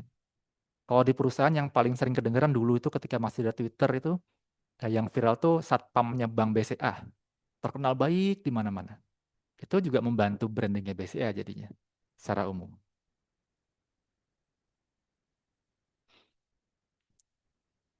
Berarti setiap faktor butuh biaya dong. Ada harga mahalnya dong. Nggak harus. Seringkali itu berhubungan dengan empati, kepedulian, eye for detail. Ini waktu saya berikan pelatihan, ada seorang ibu-ibu peserta yang cerita bahwa dia tuh fanatik sekali terhadap salah satu dari 2 jaringan minimarket terbesar di Indonesia. Satunya aja. Yang satunya dia nggak suka. Dia suka satu merek, taruhlah X sama Z. Dia suka yang X, nggak suka yang Z. Saya tanya, kok bisa? Waduh, dia cerita, anaknya itu anak dengan kebutuhan khusus. Ketika diajak ke minimarket, biasanya jalan keliling-keliling ke lorong-lorong minimarket, lihat-lihat barang dagangan. Terus kadang-kadang berhenti, agak pegang-pegang dikit. Nah, mbak-mbak di minimarket favoritnya itu baik banget orangnya. Selalu ramah sama anaknya. Kadang-kadang berusaha ngajak ngobrol, ngasih mainan. Dan ini yang pemicu terbesarnya. Suatu hari dia pulang kerja, anaknya nggak ada di rumah, hilang. Dicari kemana-mana di rumah nggak ketemu. Suami istri keliling-keliling ke Pak RT, ke tetangga, cari kemana-mana, nggak ketemu. Udah panik, kebetulan lewat di minimarketnya, kepikiran barangkali ke situ, ternyata bener, anaknya lagi main-main di situ sama mbaknya. Mbaknya bilang, maaf ini saya kayaknya dia datang sendiri, nggak sama orang tua, mau saya antarin tapi saya nggak tahu rumah ibu, jadi saya jaga di sini aja.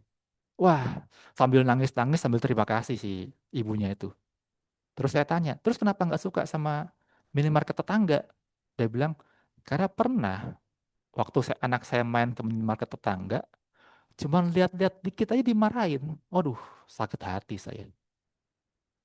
Saya yakin banyak hal-hal kecil yang bisa menimbulkan kesan dalam interaksi kita sehari-hari dengan pelanggan. Membantu orang tua yang kesulitan berjalan, mencarikan barang yang hilang, berinteraksi dengan pelanggan yang udah lama datang. Pak, kemana aja udah lama gak kelihatan? Udah udah nggak pernah mau beli di sini lagi, ajak bercanda. Rekomendasikan barang yang biasa dibeli sama pelanggan. Bu, ibu biasanya kan beli brokoli, bu. Ini ada yang lebih bagus, bu, mereknya, bu. Semuanya butuh perhatian, kepedulian, dan tentu saja ekstra ekspor ya, usaha. Berarti sangat tergantung karyawan dong, peduli atau tidak. Benar. CX, experience, sebenarnya sama seperti CS. Sangat tergantung seberapa besar karyawan mau proaktif, sepenuh hati, tulus mendekatkan diri kepada pelanggannya, kepada customernya, kemudian membantu sebisanya, bahkan kalau bisa ya seperti tadi, extra effort. Untuk itu ya perlu dibekali pengetahuan, perlu dibekali keterampilan, perlu lingkungan yang kondusif sehingga mereka bebas beraktivitas, perlu atasan yang mendukung, dan ini semua bisa dibentuk. Ini adalah budaya kerja yang bisa dibangun di masing-masing perusahaan. Tinggal mau apa enggak. Butuh waktu pastinya, tapi bisa. Nah, sekarang saya mau tanya ke teman-teman semua. Perusahaan mana yang terkenal dengan wow faktornya? Perusahaan mana yang terkenal dengan experience-nya? Mungkin bisa tulis di kolom komentar mungkin.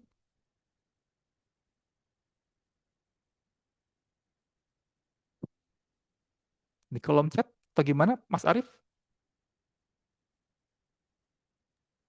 Ya, boleh teman-teman di kolom Q&A aja.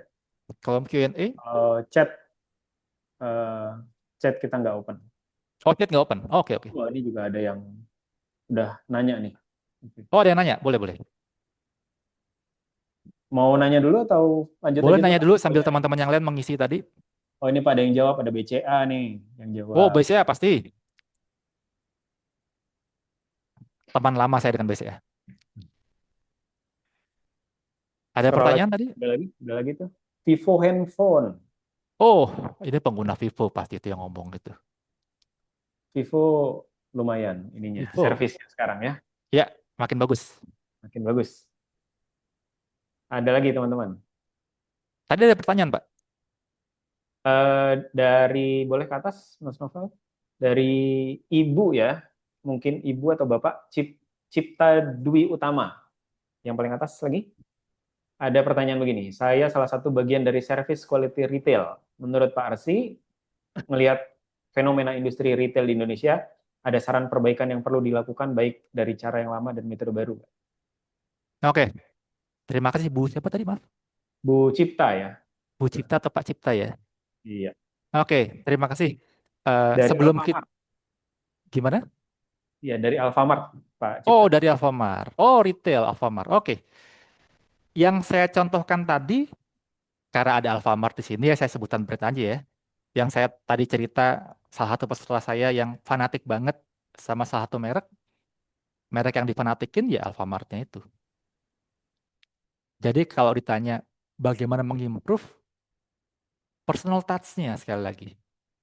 Bagaimana membuat para karyawan di toko mau lebih berinteraksi, berkenalan dengan para customer. Karena kalau Alfamart, yang datang kan orangnya itu-itu aja, penduduk sekitar. Kalau punya teknologi yang bisa membuat database pelanggan, lebih bagus lagi. Tapi kalau sementara belum punya teknologinya, sehingga kita bisa ngecek itu Pak Arif tuh setiap kali datang ke sini pasti beli popok bayi misalkan. Mereknya apa? Kalau itu punya database-nya enak banget. Tapi sementara belum punya, ya kita bisa ajarkan para planner kita untuk punya buku catatan kecil tentang beberapa pelanggan yang unik, yang punya kebutuhan clear, yang jelas, yang kita bisa berikan sentuhan-sentuhan yang khusus. Jadi pelanggan datang ke retail kita bukan cuma formalitas mau belanja aja, tapi seperti berkunjung ke rumah temen, ke rumah sahabat sambil ngobrol. Saya dekat rumah itu ada minimarket yang lebih besar dari Alfamart. Itu sejak saya tinggal di sana 2009, ada satu karyawannya, oh waktunya tinggal 10 menit lagi nggak apa. Ada satu karyawannya yang sudah bekerja di sana dari 2009 sampai sekarang saya. Orangnya masih ada. Dan karena sudah mulai banyak online ya, jadi saya agak jarang datang ke sana. Itu setiap kali saya datang tuh diajak ngobrol, ditanya, oh udah lama apa nggak kesini? Basa-basi macam-macam, tapi buat saya tuh hal yang menyenangkan sekali. Kenapa saya beli online? Karena lebih praktis kan. Tapi sebenarnya ketika ada butuh apapun, tetap saya datangnya ke sana dibandingkan toko lain yang lebih dekat dengan saya juga yang cukup besar juga ya. Kalau kurang lebih jawabannya ke situ. Kalau butuh diskusi lebih lanjut, nanti tinggal hubungi Pak Arif, kita bisa bahas lebih lanjut. Nah, sekarang tadi kita balik lagi dulu, perusahaan mana yang terkenal dengan dua faktornya? Ada BCA, ada Vivo, ada apa lagi tadi, Mas Arif? Iya, jawabannya tadi ada Starbucks, ada Vivo, dan BCA, Pak. Oke, Starbucks, Vivo, BCA. Ya, Ya. terkenal memang. Tiga itu di Indonesia sangat baik hitungannya ya. Kalau seluruh dunia, yang paling gampang aja saya ngambil contohnya ya, Disney, Disneyland. Siapapun akan bilang bahwa Disney itu memberikan pengalaman yang luar biasa. Karena memang jenis industrinya begitu ya. Jenis industrinya memang memungkinkan mereka untuk memberikan pengalaman terbaik. Tapi ada hal khusus dari Disney yang membuat saya berpikir ini mereka luar biasa. Apa itu? Hal khusus dari Disney itu adalah mereka menyebutnya magical moment.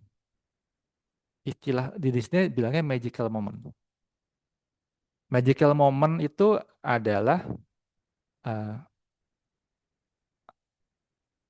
hal-hal yang spontan, kebaikan-kebaikan spontan, hal-hal kecil yang dilakukan oleh karyawannya Disney kepada para pengunjung, sehingga mereka merasa, wah, keren banget ya di sini ya, menyenangkan sekali ya.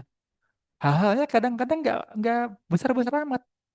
Ada yang ulang tahun, dikumpulin kru-kru yang terdekat, nyanyi bareng-bareng di situ. Ada yang ulang tahun, Mickey Mouse-nya datang joget-joget di depan anaknya. Lagi ada anak yang pengen deketin Disney, ada Donald Bebek ngeliat, Donald Bebeknya jalan ke arah anaknya sambil pura-pura nangis karena sirik. Kok aku nggak dideketin, jadi deketin malah Mickey-nya. Ada es krim yang jatuh, diberikan kupon buat pengganti. Ada anak pemalu diajak ngobrol. Macam-macam, banyak sekali. Teman-teman bisa browsing itu banyak sekali cerita-cerita yang menggambarkan betapa karyawan Disney itu sangat termotivasi untuk memberikan kejutan-kejutan. Wow efek, wow faktor setiap ada kesempatan.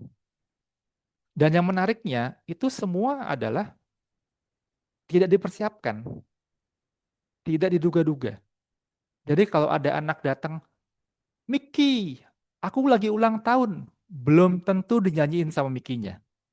Tetap diselamatin, tapi mungkin nggak dikasih yang heboh-heboh. Karena Disney pengen semuanya itu spontan. Tiba-tiba, jadi anaknya kaget. Nggak mengharapkan tiba-tiba dapat sesuatu yang wah. Tiba-tiba diajak ke tempat VIP. Tiba-tiba diajak ke kursi paling depan untuk nonton pertunjukan. Jadi mereka merasa, wah ini pengalaman terhebat yang pernah saya rasakan seumur hidup. Dan sebisa mungkin personal, ke individu ataupun ke keluarga. Jadi mereka pengen datang, pengen datang, pengen datang, karena experience-nya kuat sekali.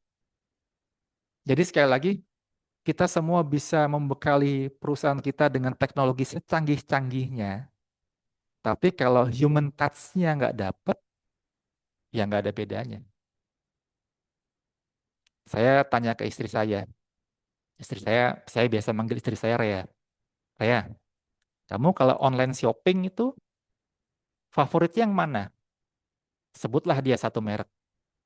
Sering nggak? Setiap hari aku pasti lihat buka-buka belanja. Pernah dapat personal touch nggak? Personal touch itu gimana? Ya maksudnya dari data belanja yang sering Rea beli, terus dia merekomendasikan sesuatu yang bagus, misalkan, atau ngingetin ini udah mau habis, beli lagi yuk, yang sederhana gitu aja. Nggak pernah. Pernahnya gini, aku beli benang, besoknya semua halamanku isinya tentang iklan benang.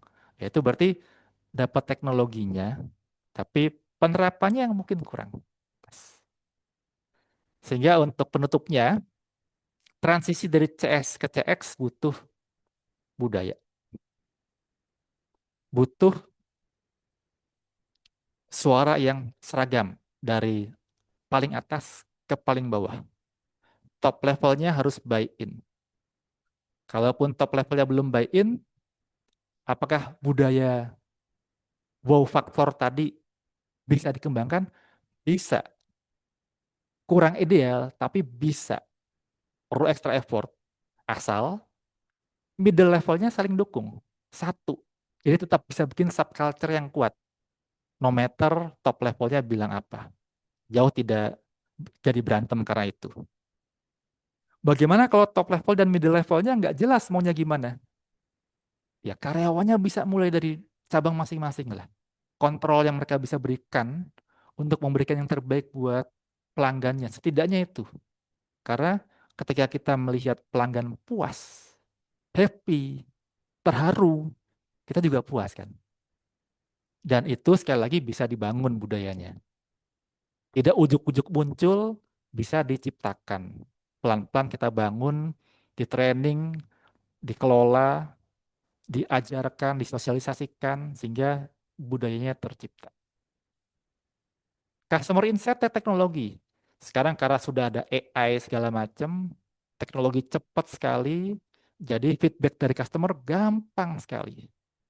Tapi dalam hal ini mungkin kita bisa belajar dari tadi sudah disebutkan oleh Mas Altaf. Ritz-Carlton. Ritz-Carlton tuh terkenal banget karena mereka punya CRM, database yang mengglobal, dipakai di seluruh dunia. Namanya Mystic. Jadi kalau ada tamu ke Ritz-Carlton di Indonesia, pertama kali nginep, teman-teman dari Ritz-Carlton tuh akan nyatetin tuh. Saya senangnya suhunya berapa derajat, saya senangnya bantalnya yang seperti apa, saya alergen apa enggak sama bantalnya, saya favoritnya makanan minuman apa, kalau ada bau-bau yang enak, saya suka bau jenis bunga yang mana, itu tercatat. Jadi ketika misalkan saya jalan-jalan ke Amerika atau ke Eropa, nginep di Ritz-Carlton, saya masuk, nama sudah disebut, setup ruangan sudah persis seperti ketika saya nginep di Jakarta. Itu kenapa Ritz-Carlton terkenal sekali. Ditambah pelayanannya luar biasa memang. Orang-orangnya itu hangat sekali, ramah sekali. Dan seringkali memberikan kejutan-kejutan yang juga tidak terduga. Ulang tahunnya lah, pernikahannya lah, anaknya diperlakukan dengan baik sekali. Dan Ritz-Carlton ini punya kebiasaan. Setiap hari, seluruh karyawan wajib untuk ikut pertemuan 15 menit yang dihadiri seluruh dunia. Dan salah satu isinya adalah sharing wow stories. Cerita-cerita ketika mereka membagikan kebahagiaan kepada para tamunya. Jadi budayanya kebangun dengan baik sekali. Kalau mereka istilahnya kan ladies and gentlemen, serving ladies and gentlemen. Terakhir untuk touch point, ya sekali lagi usahakan untuk memberikan pengalaman yang mulus dari awal sampai akhir. Semangat kolaborasi sangat penting. Karena walaupun sudah dimasukkan dalam sistem, tetap aja yang terlewatan tuh ada. Contoh, bagian marketing memberikan info produk terbaru kepada customer privilege-nya. Ini produk-produk paling terbaru yang khusus buat privilege. Terus customer privilege-nya pengen tahu lebih lanjut. Teleponlah ke customer care-nya. Customer care-nya bingung. Karena ternyata customer care-nya nggak tahu bahwa itu ada produk. Mereka belum dikasih tahu sama bagian marketing. Akhirnya malah customer-nya ngajarin customer care-nya tentang produk tersebut. Sistemnya udah ada, tapi penerapannya belum baik.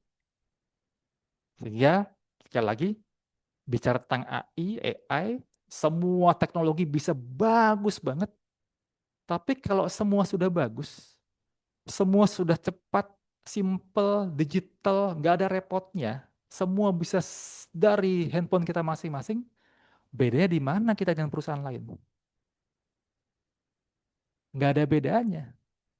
Sehingga sekali lagi, supaya unggul dari kompetitor, mau nggak mau, experience penting. Personal touch, personal approach, pendekatan hati ke hati untuk bangun hubungan yang tulus dengan pelanggan. Sehingga secara berkala kita bisa memberikan wow, membangun persahabatan yang panjang. Demikian dari saya, terima kasih atas perhatiannya teman-teman semua. Saya serahkan kepada Mas Arief. Oke, thank you so much Pak Arsi. Oke, kita langsung saja ya teman-teman ke sesi Q&A. Jadi teman-teman tadi udah ada beberapa yang bertanya ya di kolom chat. Dan nanti saya akan bacakan. Kalau masih ada yang ingin bertanya atau pengen nanya langsung, boleh raise hand, nanti akan saya open mikrofonnya ya teman-teman. Gitu. Saya mulai dulu dengan pertanyaan untuk Pak Altaf ya. Gitu. Tadi ada yang bertanya terkait masalah koordinasi antar bagian yang tadi dibahas ya, baik itu dari Pak Arsi maupun juga Pak Altaf gitu ya. Kita tuh sering ngalamin situasi di mana tim frontliner tuh udah berorientasi ke pelanggan ya Pak ya, tapi tim back office-nya gitu ya, dikasih contoh adalah keuangan atau legal merasa kayak CX tuh ya urusan yang di depan, ngapain sampai belakang gitu ya. Terus akibatnya ya customer kita ngerasa kecewa gitu ya. Gimana pendekatan praktisnya Pak untuk menghadapi silo-silo ini Pak? Silakan Pak Altaf. Baik, terima kasih untuk pertanyaannya. Ini maaf saya nggak tahu siapa yang nanya ya, tapi saya langsung jawab aja. Baik, sebenarnya ini adalah fenomena yang sering kali kita temui ya, Sobat Improvement. Jadi dalam artian seperti ini. Kalau tadi di dalam pemaparan saya sampaikan yang sifatnya capability itu tidak tershare dalam artian bicara mengenai pelayanan gitu ya, kebanyakan hanya diperkuat di bidang teman-teman yang ada di frontline ya, ataupun yang bertemu langsung. Nah, itu sebenarnya adalah salah satu ibaratnya kelemahan sebenarnya dari cara berpikir ataupun strategi dalam hal ini konteks customer experience ya.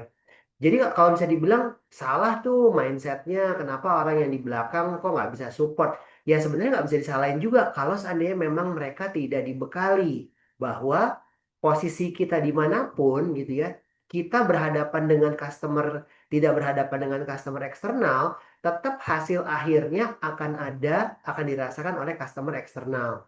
Makanya kalau saya selalu menyampaikan pentingnya yang namanya customer experience mindset atau service mindset. Gambarnya kayak gitu. Nah, gimana caranya? Minimal harus diinformasikan dulu pentingnya hal tersebut. Bagaimana caranya? Itulah pentingnya nanti bagaimana seorang leader bisa menyampaikan hal itu secara gamblang, secara praktis, gambaran spesifiknya seperti apa. Sehingga nanti teman-teman yang ada di support itu akan paham bahwa output hasil pekerjaan saya akan dirasakan oleh customer eksternal. Ya, yang dimana perantaranya adalah teman-teman frontline. Jadi nggak bisa tuh cuma bilang, ya udah itu kan urusannya teman-teman frontline ya yang berhadapan langsung. Betul, tapi eh, kualitas kerja mereka, hasil kerja mereka akan sangat dipengaruhi oleh kualitas dari teman-teman yang ada di dalam.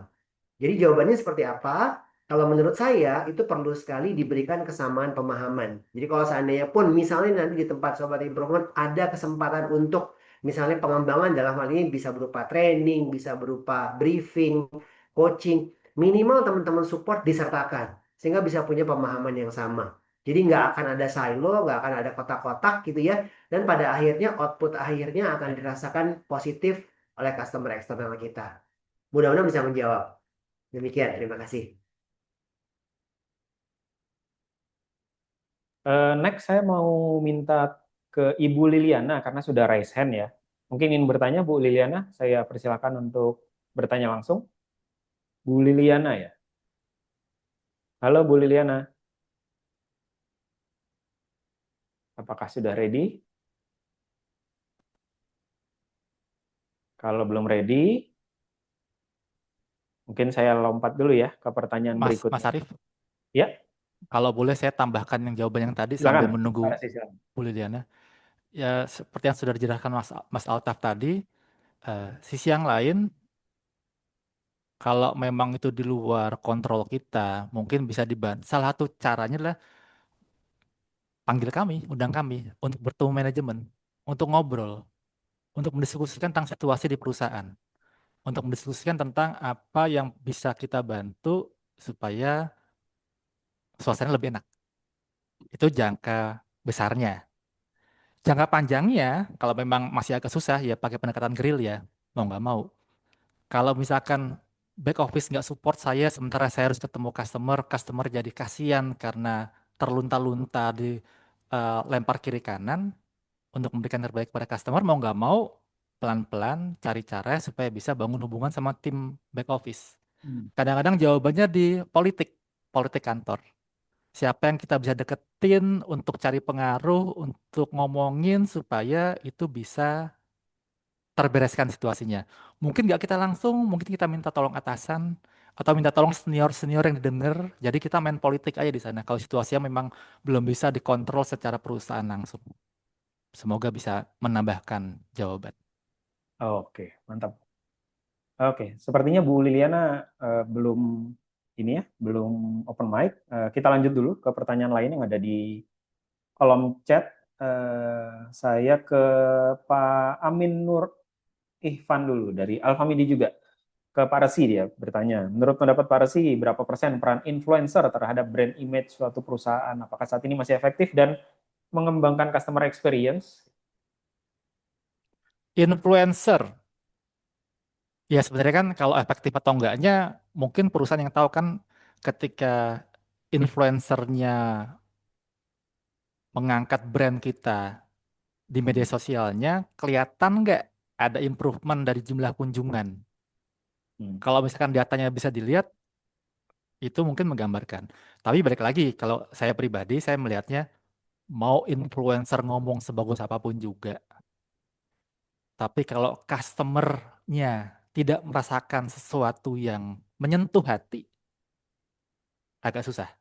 Karena gini, ada buku yang bilang gini, daripada buang-buang uang untuk bikin iklan besar-besaran, cari pelanggan yang baru, kenapa nggak manfaatin uangnya untuk bangun hubungan sedalam-dalamnya dengan existing customer, dengan pelanggan yang sudah ada, karena pelanggan kita yang sudah ada itu adalah marketer terbaik kita.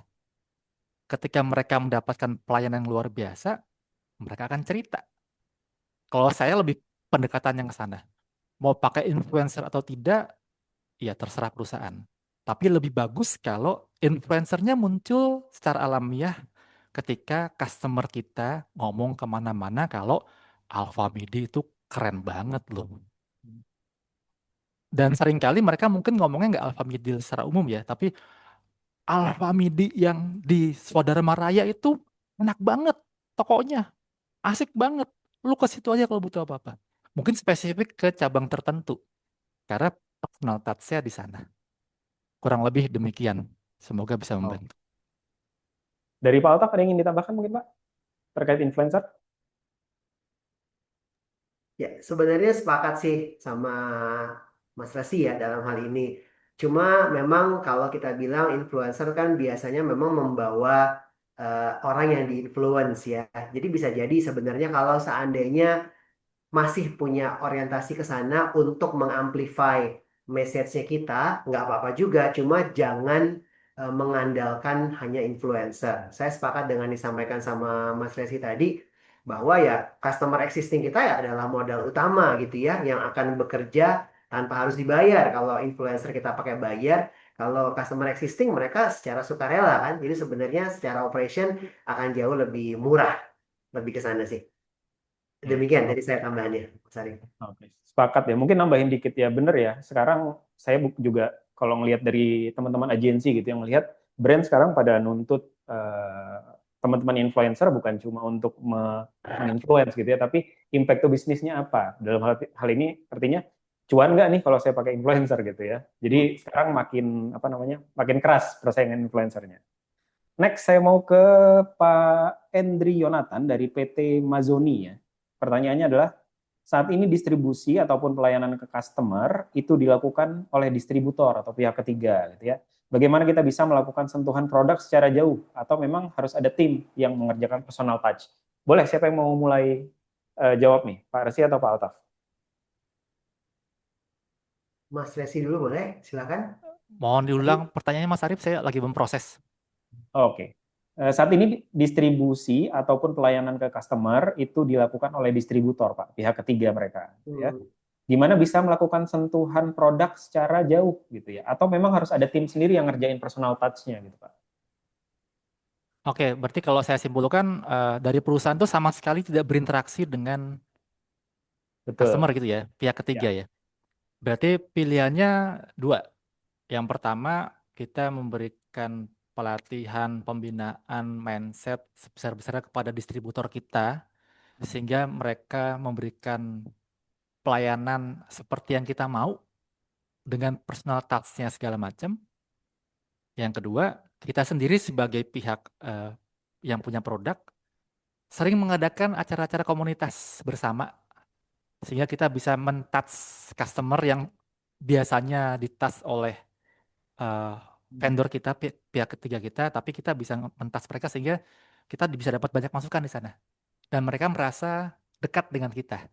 Karena eh, walaupun sekarang semua serba online, tetap orang senang kalau ketemu ada komunitas apa, pertemuan apa, apalagi kalau mereka dapat manfaatnya. Jadi dua langkah itu mungkin bisa jadi saran. Terima kasih Mas Arif. Oke. Thank you, Pak. Pak Altaf, silakan ada yang ditambahkan?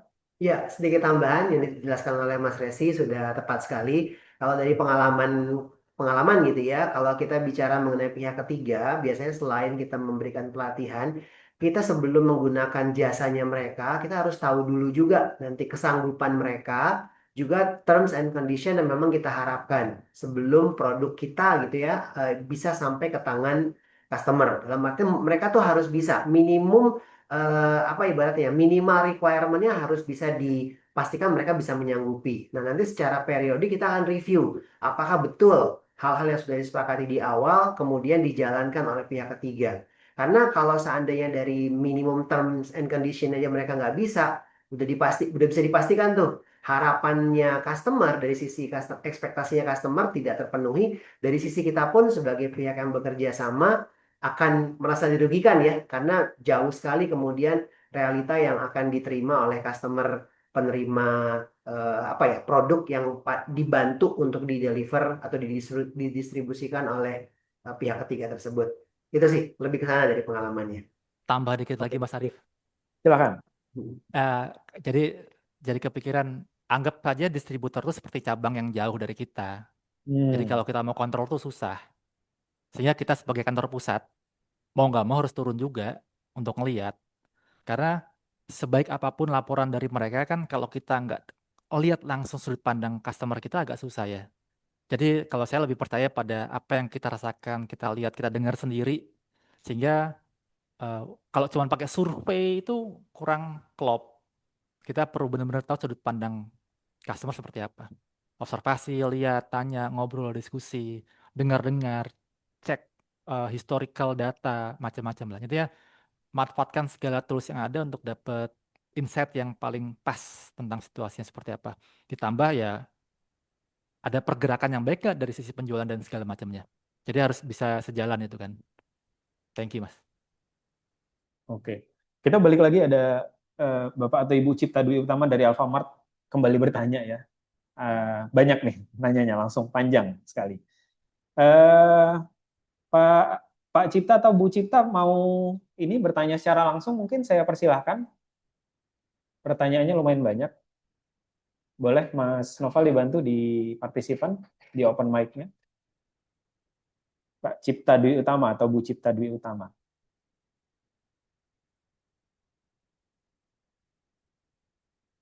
Ya, muncul ya. Sudah masuk ya, silahkan. Boleh ditanya secara Ya, semangat langsung. pagi. Oh, Pak Cipta ya, Pak Cipta. Ya, Silakan selamat Pak. pagi, Pak. Ya, tadi saya ada beberapa kasih pertanyaan sebenarnya, Pak. Salah satunya terkait dengan service quality tadi ya, di retail.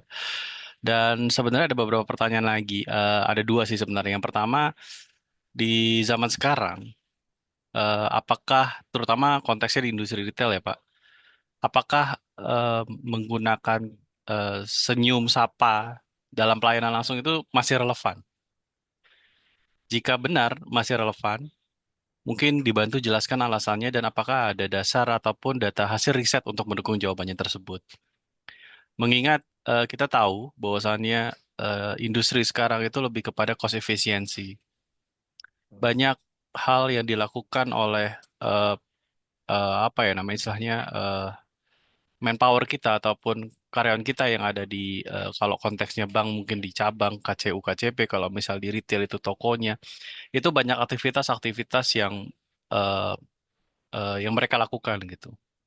Jadi kalau misalnya tadi disampaikan bahwasannya, oh kita mesti touch ke konsumen, kita harus ini itu, apakah sebenarnya mereka cukup waktu untuk melakukan hal itu? Dan bagaimana meyakinkan manajemen sebenarnya itu hal yang sangat penting. Nah ini melanjutkan ke pertanyaan kedua saya. Dalam hal pelayanan, seringkali kita mendengar eh, apa dampaknya terhadap bisnis, konteksnya pelayanan. Dan bagaimana caranya meyakinkan cost benefit analisanya ini seperti apa? Apakah sebenarnya secara real kita memperbaiki layanan itu tentu diiringi dengan konsisten dengan growth revenue tadi ya sempat disampaikan di presentasi awal gitu. Dan ketemunya di mana gitu. Dan terkadang manajemen juga pasti akan meminta secara angka pasti gitu. Dari dampak memperbaiki layanan tersebut apa? Mungkin itu ya Pak. Thank you. Oke, terima kasih Pak Cipta. Silakan, mau siapa duluan nih? Pak Altaf? Atau Pak Resi? Pak Altaf Eh, silakan. Silakan dari saya dulu deh. Terima kasih untuk pertanyaannya, Pak Cipta. Jadi kalau saya secara data riset mungkin harus dicari dulu ya. Kita belum cek lagi yang terbaru untuk yang khususnya untuk yang di retail. Tapi saya kalau saat ini masih meyakini ya Pak, nah, khususnya apabila terjadi pelayanan yang sifatnya ada interaksinya gitu ya.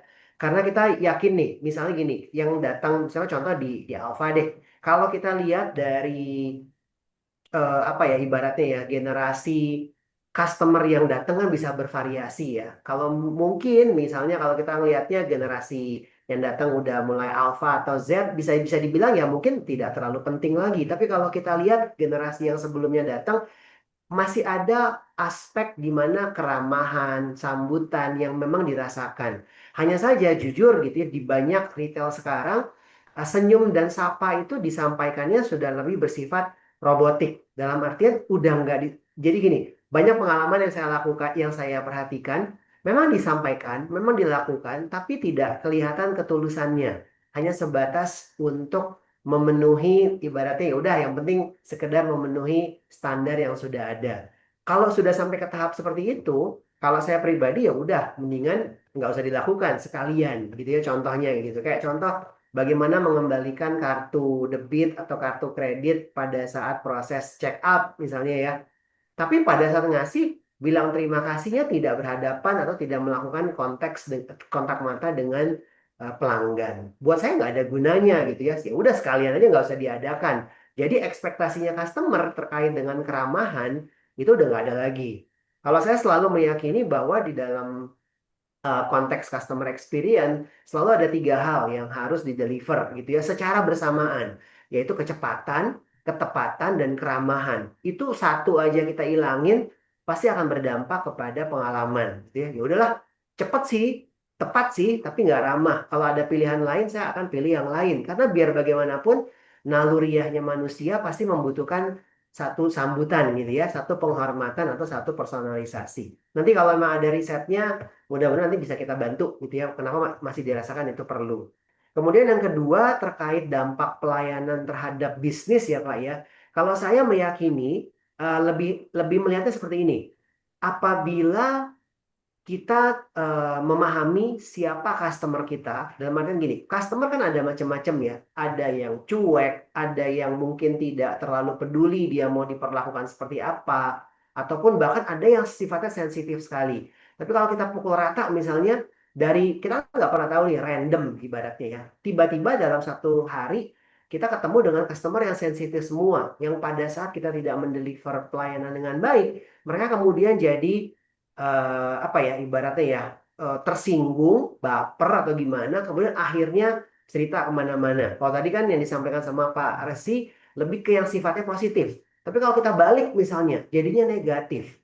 Orang yang tadinya mau ke situ jadi nggak jadi terhalang gitu ya. Jadi kan kalau sekarang kita kalau mau beli sesuatu ataupun mau datang ke tempat sesuatu gampang sekali. Kita tinggal lihat reviewnya di media sosial ada bintang satunya aja itu udah bahaya banget sebenarnya. Ah ini kotor, ah ini jorok, ah ini nggak ramah dan lain sebagainya.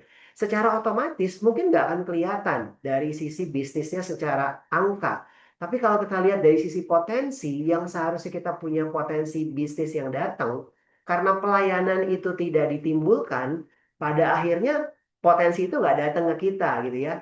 Secara ada hitung-hitungannya sebenarnya. Cuma saya nggak bisa share di sini. Tapi saya masih meyakini pelayanan itu berdampak sekali kepada bisnis. Lebih ke sana sih sebenarnya. Kalau kita mau dalami secara apa ya ibaratnya hubungan sebab akibat antara pelayanan yang baik dengan dampak bisnis pasti akan ketemu di sana. Lebih ke sana sih Pak Cipta. Mudah-mudahan bisa menjawab ya di sesi yang singkat ini. Jika ada Oke. tambahan dari Pak Resi saya persilakan. Terima kasih. Pak Resi silakan. Ya, baik, makasih. Pak Cipta, pertanyaannya berat sekali nih. Harus bertapa dulu menjawabnya. Jadi kalau ditanya, apakah senyum salam sapa itu relevan dengan kondisi sekarang? Jawabannya sangat tergantung kompetitor di sekitar toko tersebut. Apakah sekitar toko tersebut melakukannya atau tidak? Kalau semua nggak melakukan, nggak ada masalah. Kenapa? Karena ya nggak ada bedanya. Kalau terus dilakukan, ada efek baiknya apa enggak? Itu kan pertanyaan nomor 2 jadinya. Nah, kalau sudah pada sibuk, kita minta mereka untuk meningkatkan kualitas layanannya dengan personalitas segala macam. Bagaimana meyakinkan bos-bos bahwa itu memang penting? Karena kalau sekarang kan ya namanya retail, orang datang butuh barang, dapat barang udah happy. Sangat tergantung kompetitor, sangat tergantung situasi di tempat masing-masing. Catatannya adalah kalau ngomongin tentang hubungan dengan bisnis, berarti kan bisa pakai churn rate, maksudnya seberapa banyak, seberapa persen sih customer yang meninggalkan toko kita, atau loyalty rate, seberapa banyak sih yang loyal ke kita, atau share of wallet dari semua toko di sekitar toko kita, para kompetitor tadi, si customer A ini lebih banyak, lebih sering menghabiskan uangnya di toko yang mana, share of wallet. Nah, hitungan itu kan butuh database. Nah, saya nggak tahu apakah industri retail di Indonesia sudah sampai sedetail itu menangkap, mengcapture data. Karena kan Alfamidi dan lain sebagainya kan sebenarnya di komunitas ya, di satu kelurahan atau satu RT RW yang pembelinya secara umum mayoritas orang sekitar. Ada dari luar banyak, tapi kalau kita nggak, saya nggak tahu angkanya berapa persen mayoritas. Saya yakin mayoritas dari mereka adalah penduduk sekitar.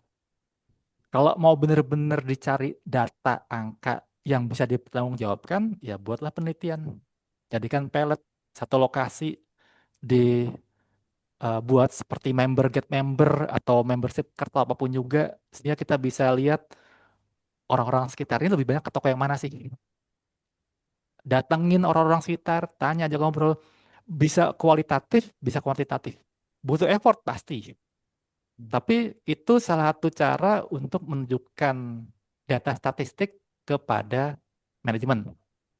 Karena retail kita memang agak unik situasinya. Tapi kelebihannya adalah database customer sebenarnya tersedia. Kenapa tersedia?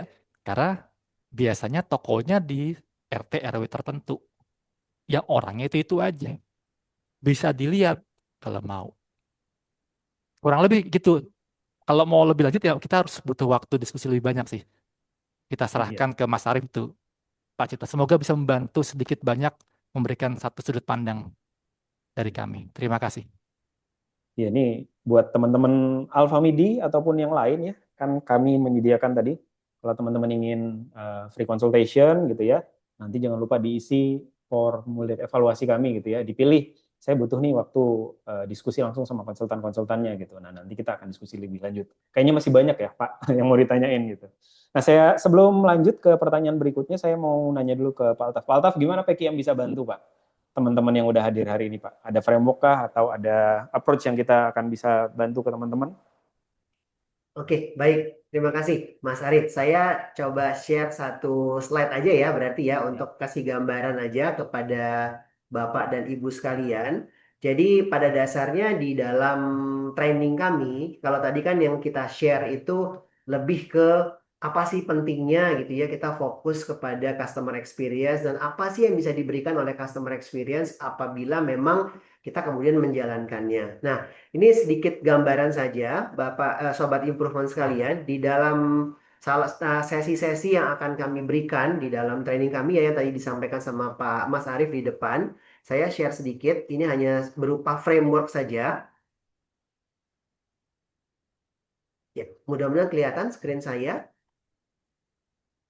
Sudah terlihat ya? Ya, sudah, silakan, Ya, Pak. baik. Jadi ini adalah beberapa kerangka praktis ya yang nanti kita akan sharing di dalam sesi-sesi pembelajaran bersama dengan PKM. Jadi yang pertama kali tentunya kita akan coba lihat dulu nih kalau kita bicara mengenai customer journey ya. Kalau tadi kita sempat bahas mengenai customer journey, bagaimana sih pada saat kita mau kita melakukan diagnosa di dalam proses pelayanan kita selama ini. Bukan cuma hanya pelayanan, tapi interaksi kita. Kalau orang suka bilang namanya bisnis proses gitu ya. Kalau bisnis proses kan dilihat dari dalam. Tapi kita mau melihat dari kacamatanya customer.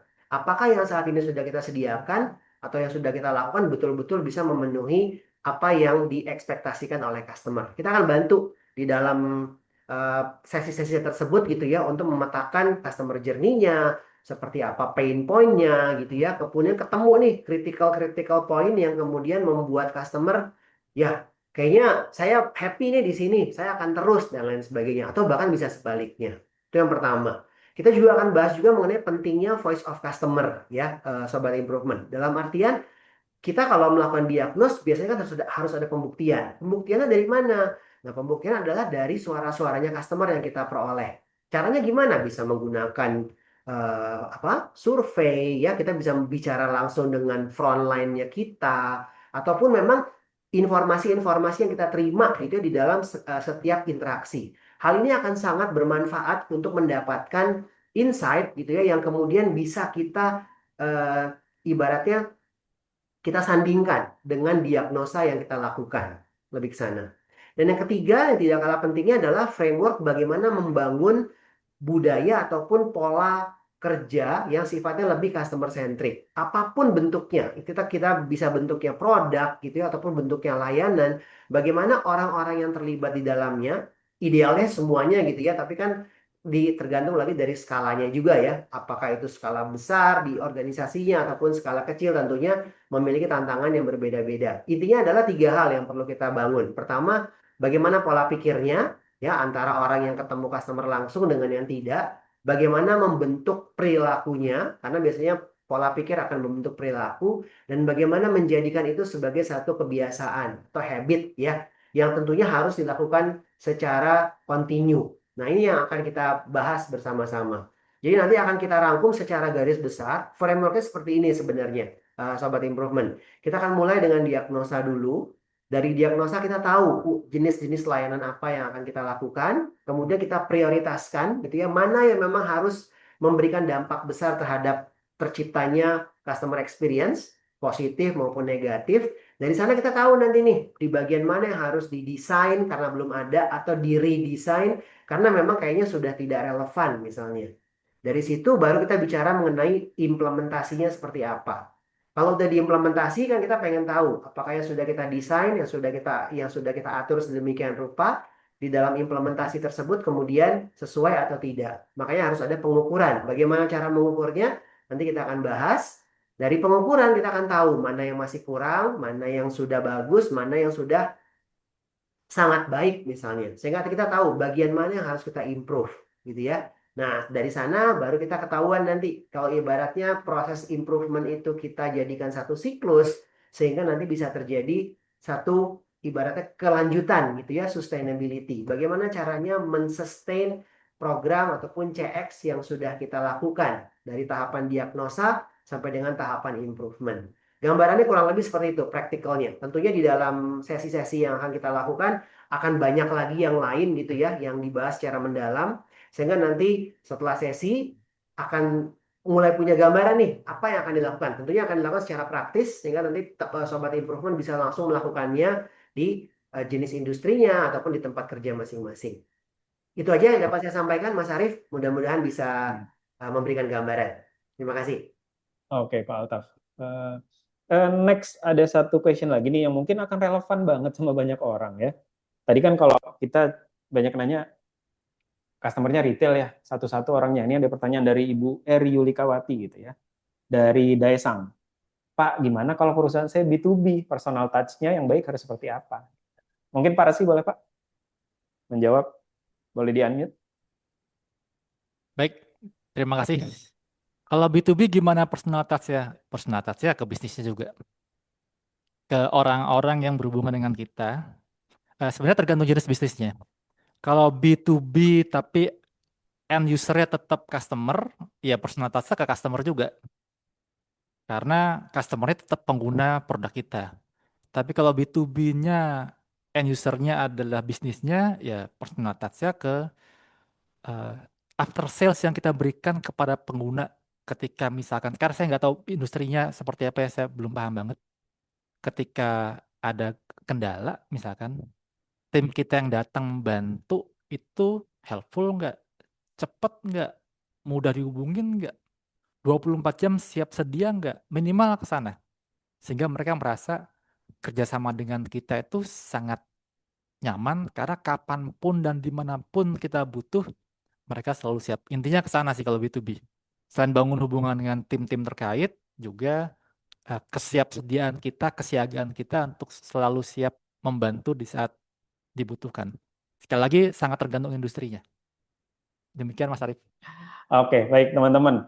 Ya, nggak kerasa ya kita sudah berada di penghujung acara webinar sore hari ini, kurang lebih 2 jam lebih ya.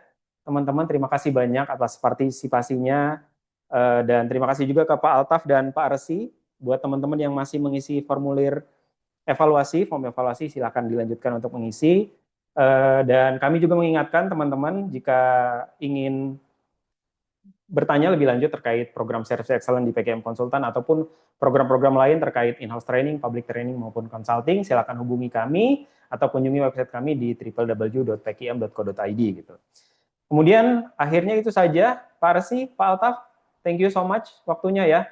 Kita ketemu lagi nanti Sama-sama. di lain kesempatan ya. Dan teman-teman mungkin kalau pengen ngobrol langsung, kami persilahkan banget ya, ada sesi diskusi dengan konsultan kami. Teman-teman masih ada satu sesi webinar lagi nanti yang akan berlangsung di bulan Juni, yaitu terkait topik negotiation skill ya. Untuk pendaftarannya bisa kontak tim sales PKM Konsultan ataupun visit aja website kami ya.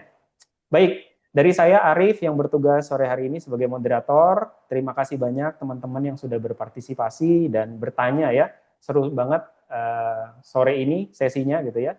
Dari Pak Resi dan Pak Altaf ada yang ingin ditambahkan, mungkin ada yang ingin disampaikan ke peserta? Terima kasih banyak atas kehadirannya, atas waktunya. Semoga kita semua bisa terus berkembang. Oke. Terima Altaf? kasih Sobat Improvement, dari saya juga sama. Terima kasih banyak Baik, atensinya. baik. Terima kasih Sobat Improvement, sampai bertemu lagi di webinar dan event-event PKM Konsultan berikutnya. Saya Arief, sampai jumpa, salam improvement. Semangat pagi.